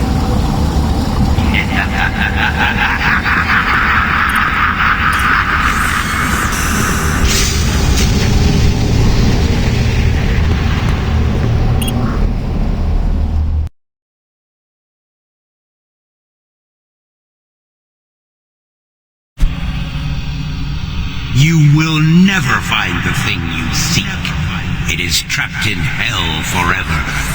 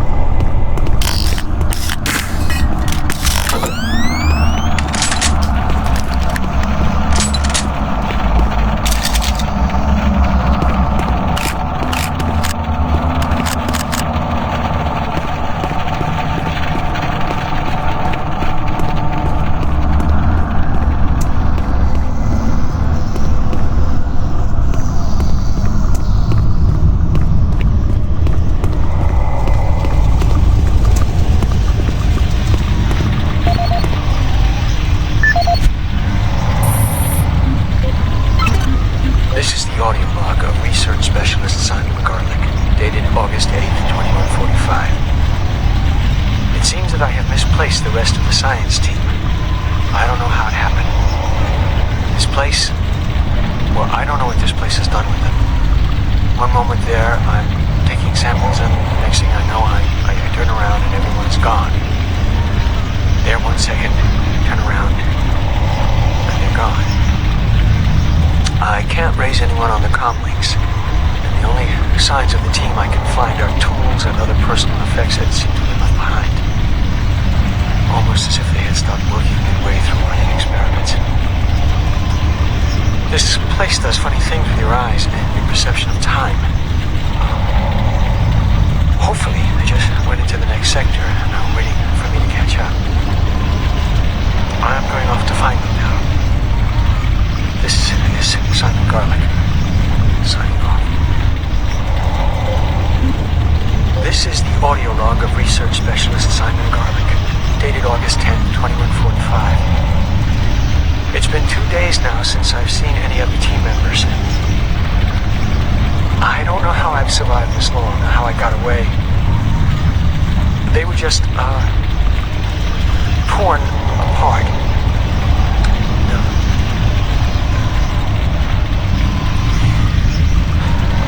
They can only be described as demons. I have never seen such a big thing move so quickly. Oh dear God, what has happened to us? The teeth. Well, that's the last thing I remember seeing. Teeth. The sounds. Words cannot describe. I'm sure it's just a matter of time before they find me again. I'm convinced they are toying with me, allowing me to stay 2 steps ahead of them. I can see them in the shadows sometimes. Why have they taught me? I'm not sure how much longer I can. I'm shooting at shadows here. And every moment I feel them creeping closer toward me. Oh God. Oh God, you should never have...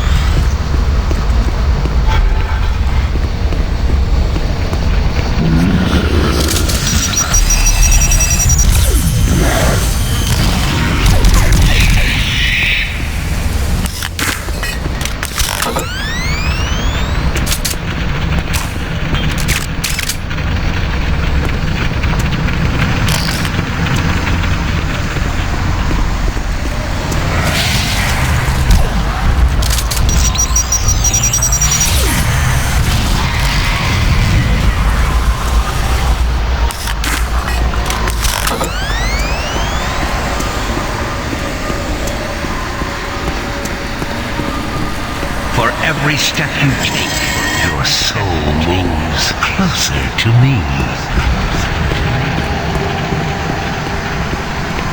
Suffering and pain waits for you.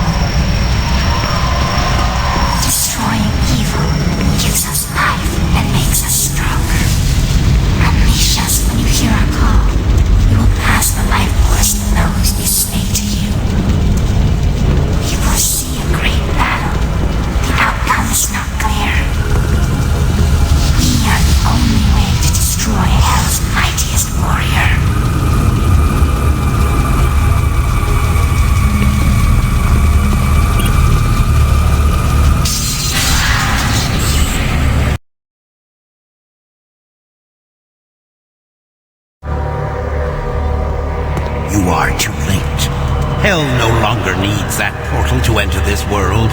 The invasion you saw was only the first wave.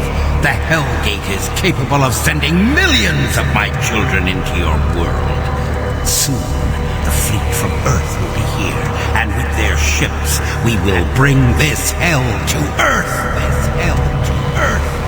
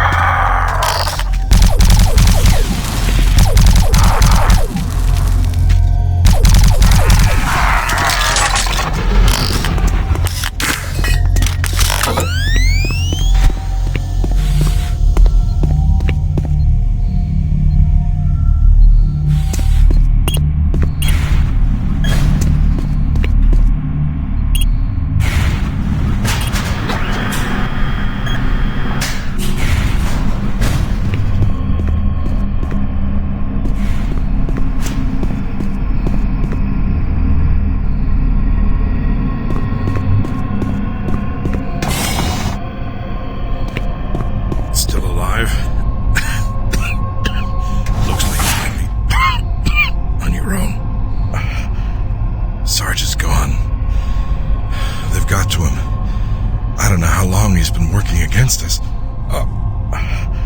He's no longer human. Campbell went after him. He's got to be stopped. Hell is breaking through in the caverns. If that portal isn't closed before those ships arrive, Earth will be destroyed. Earth. That's what they've always wanted. They were there once, lost it in the dawn of time. Now it's so close, they can taste it. It's up to you now. Take my PDA, it's got what you need. Good luck.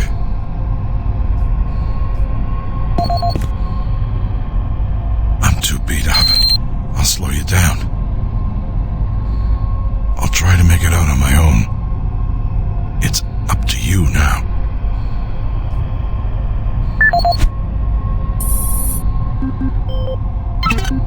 This is the audio log of Counselor Elliot Swan, dated November 15th, 2145. This entire research facility is in chaos. There's at least a 90% death rate among civilian personnel. Whatever Betruger unleashed is literally consuming the base. People have been turned into some sort of undead creatures that are relentless. Campbell and I are making our way towards the communications facility. We must stop all communications. If a distress call leaves the base, then everyone here and on Earth is doomed. This is the audio log of Counselor Elliot Swan, dated November 16, 2145. Campbell and I were unable to reach the main portal in the Delta Complex, but that portal may be inconsequential to a more disturbing discovery. We have uncovered reference to another portal, created by the demons themselves, a passageway between Hell and Mars. We suspect it resides within the caverns somewhere near the archaeological dig. The fleet is on its way. Campbell and I will attempt to move there and somehow either shut it down or destroy it. That hellhole must be closed before the fleet arrives.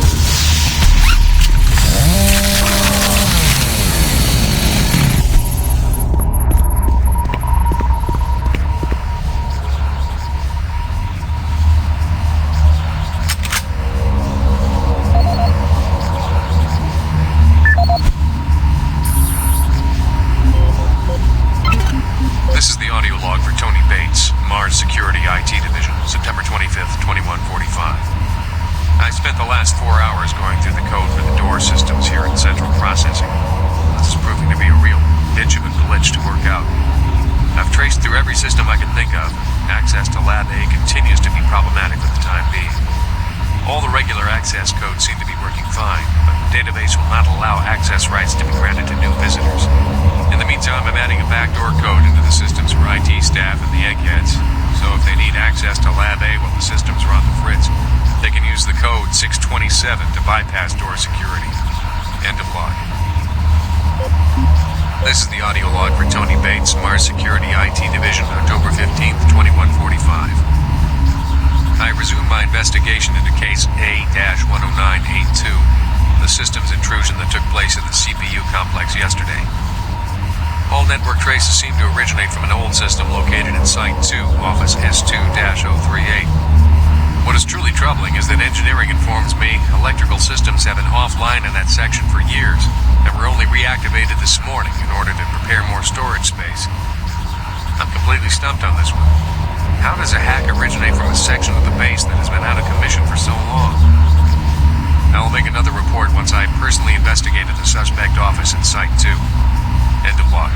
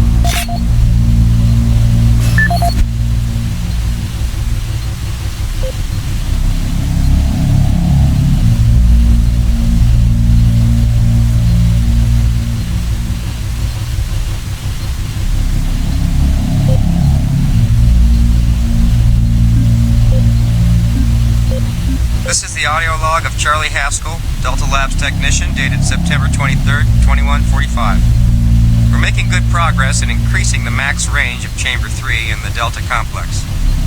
We've been crunching numbers all night and feel that with a few slight modifications, we should be able to boost output to cover all of Delta. The latest schedule changes are wreaking havoc on our current systems, and it's not uncommon to see system utilization at 99% for days at a time. We understand that Lab A has finally received the NREC 6809 systems. Please consider this a formal request for a block of 2 hours to run our latest formulas at the soonest available time.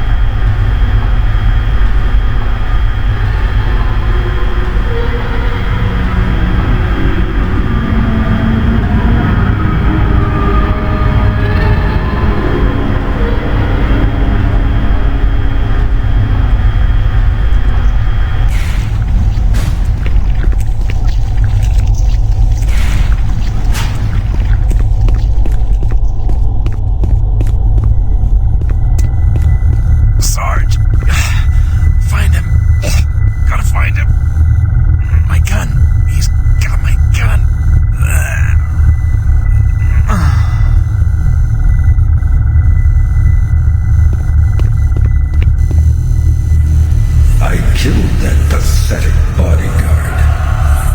And now I will kill you.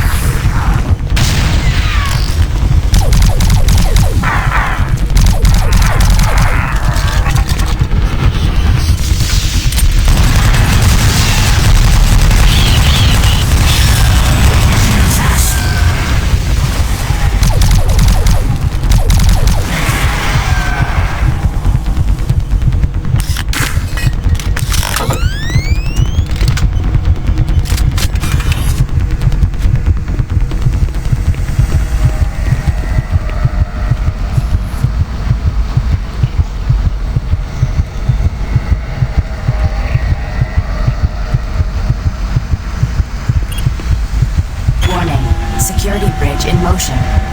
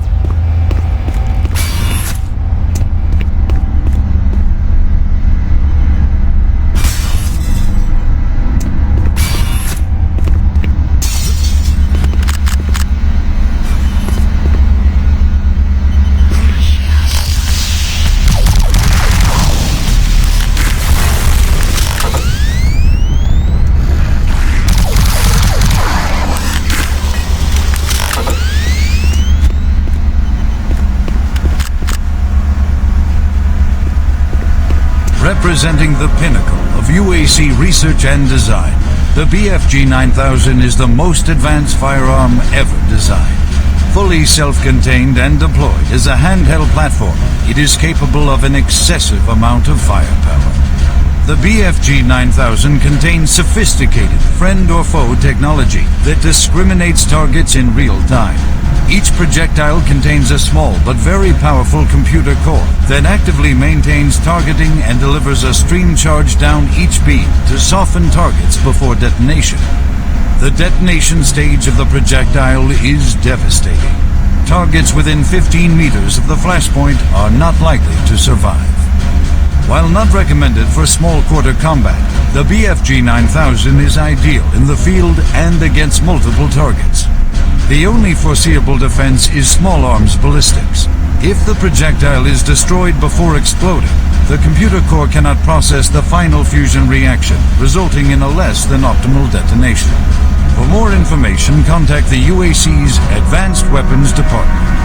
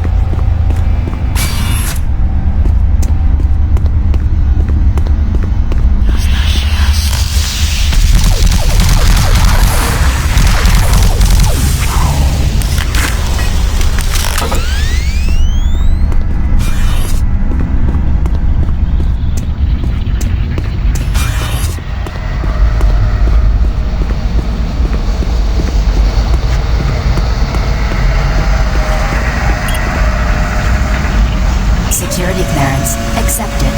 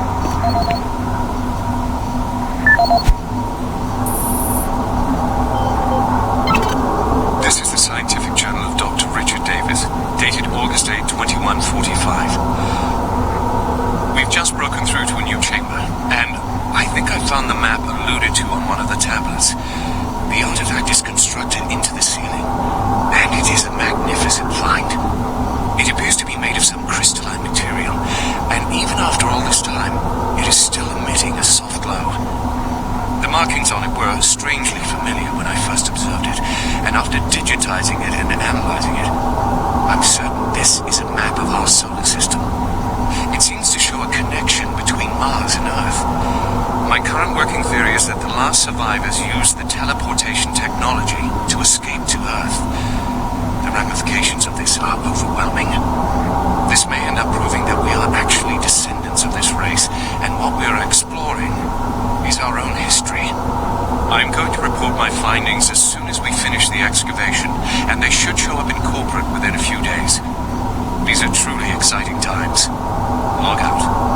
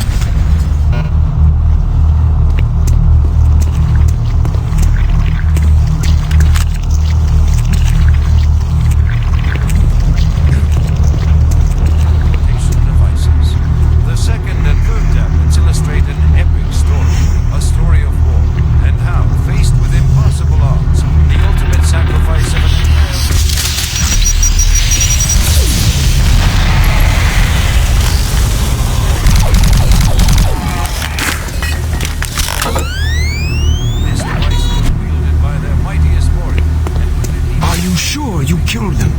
What? You have the soul cube, just like in the carvings I've been researching. If I'm correct, that cube is our only chance to stop this. No time to explain now. You need to get to the caverns quickly. Take my PDA. It's right there on the desk. It's got security codes for the area, and my research logs on it. It'll help. I can't go with you. I need to finish my work here. Good luck. I'm locking the door after you leave. Good luck. I'm so close to discovering everything, I can't leave. I'm staying here to continue my research.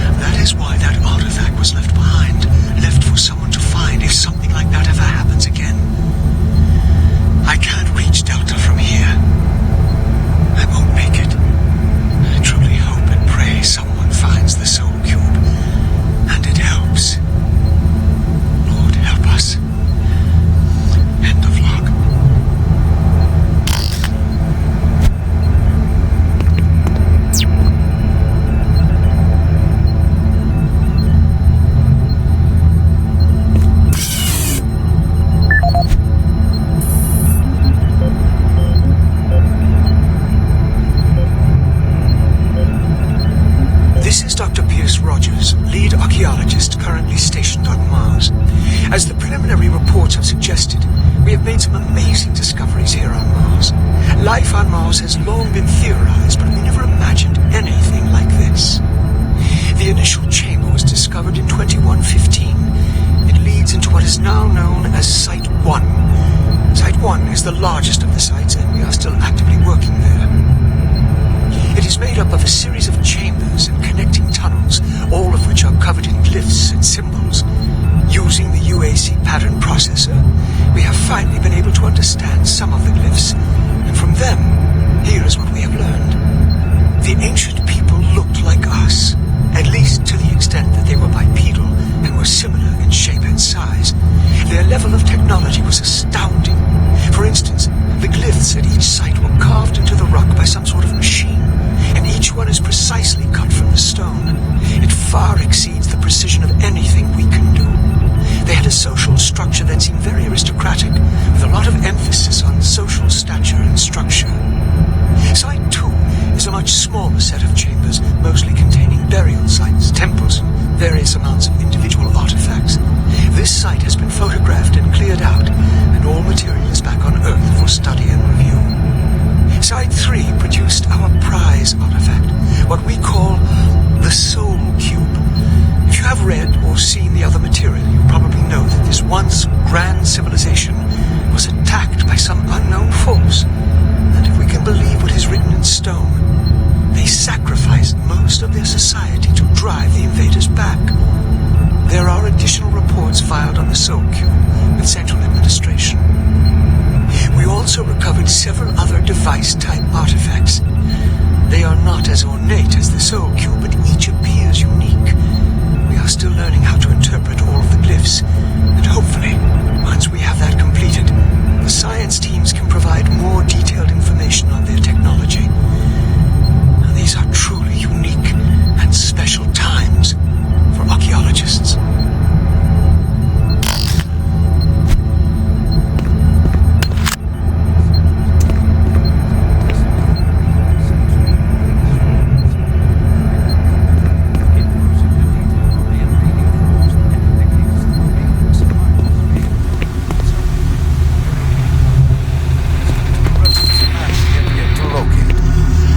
There remains no evidence of any type of invasion at any of the sites.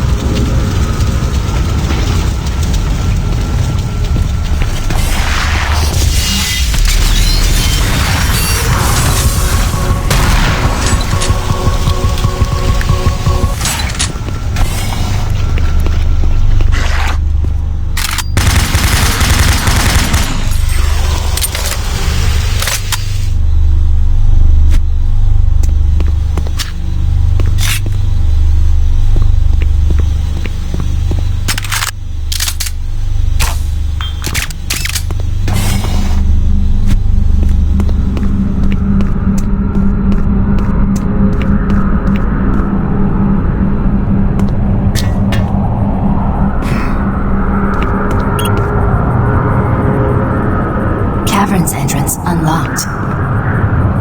Freight loader returning to station.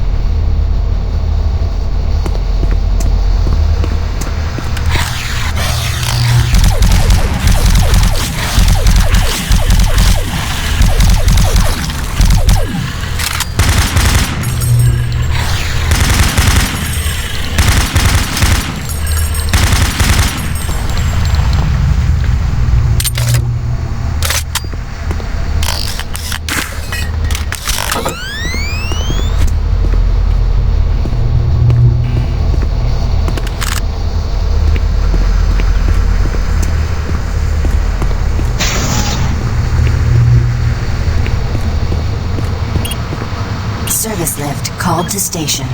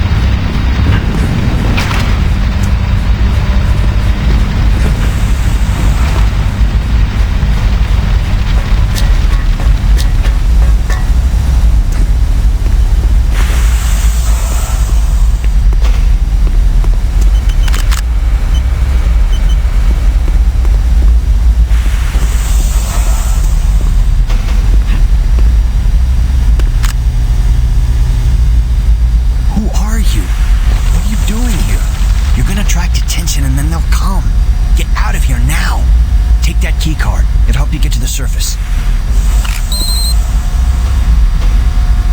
I'm not going anywhere until I know all those things are dead. You can't stay here. You're making too much noise. They'll come for us. Will you please leave me alone and go get some help?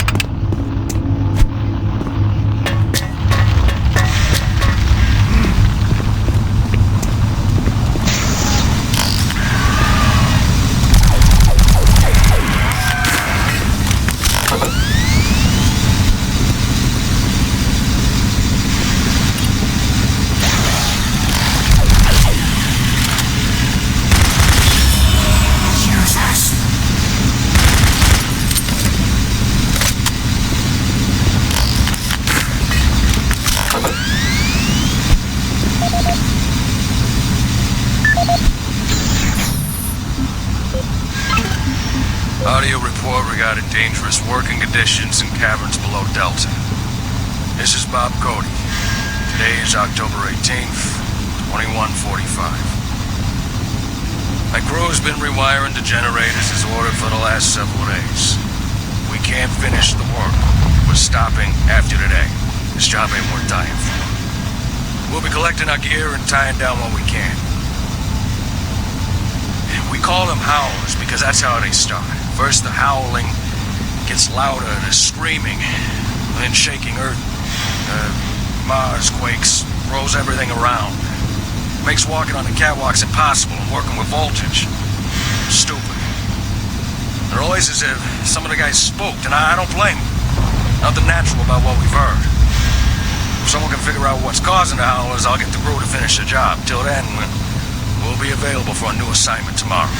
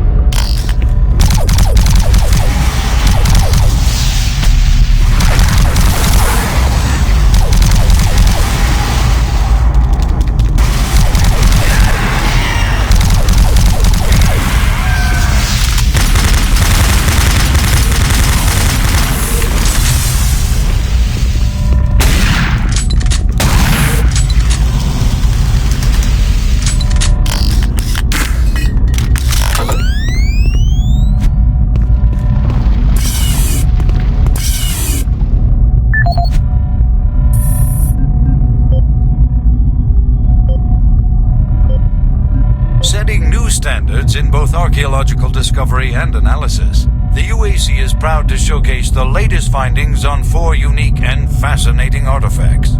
These tablets were originally discovered in the dig site under what has become known as Site 3. Subsequent examination of the surrounding area and carbon dating of the tablets brought UAC researchers to the conclusion that the tablets belonged to a civilization that existed millennia ago and were placed in a holy burial ground of some sort.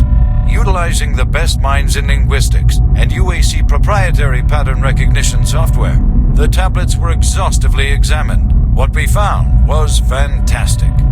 The first tablet provided us with a wealth of scientific data, specifically detailing the mathematical concepts behind teleportation. UAC researchers use this information as the cornerstone for building the Delta teleportation devices. The second and third tablets illustrate an epic story, a story of war, and how, faced with impossible odds, the ultimate sacrifice of an entire race to achieve victory. The fourth tablet details how the essence of each individual was captured and placed in the artifact we now refer to as the Soul Cube. This device was wielded by their mightiest warrior, and with it he banished the invading horde forever.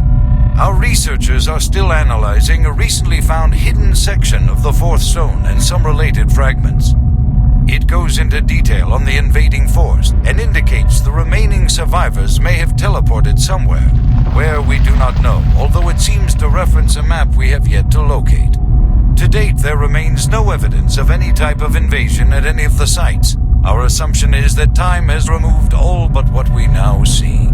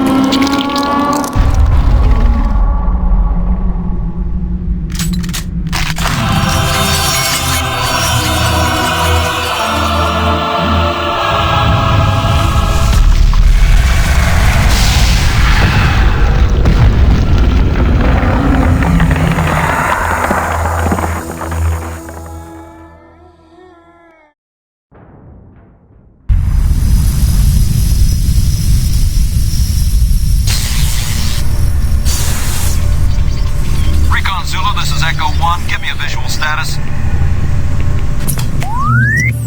Echo 1, this is Recon Zulu. We've got massive damage all over the base. This place looks like hell. I've got life signs on the bioscanner. Eyes sharp. Echo 1, we've got a survivor, a Marine. Corporal, you hear me? You alright? Can you hear me? Echo 1, this is Recon Zulu. Prepare for medevac. Copy that. Have you located Counselor Swan? Yes, sir. He's dead. Roger, Recon 1. What about Dr. Betruger? He's nowhere to be found, sir.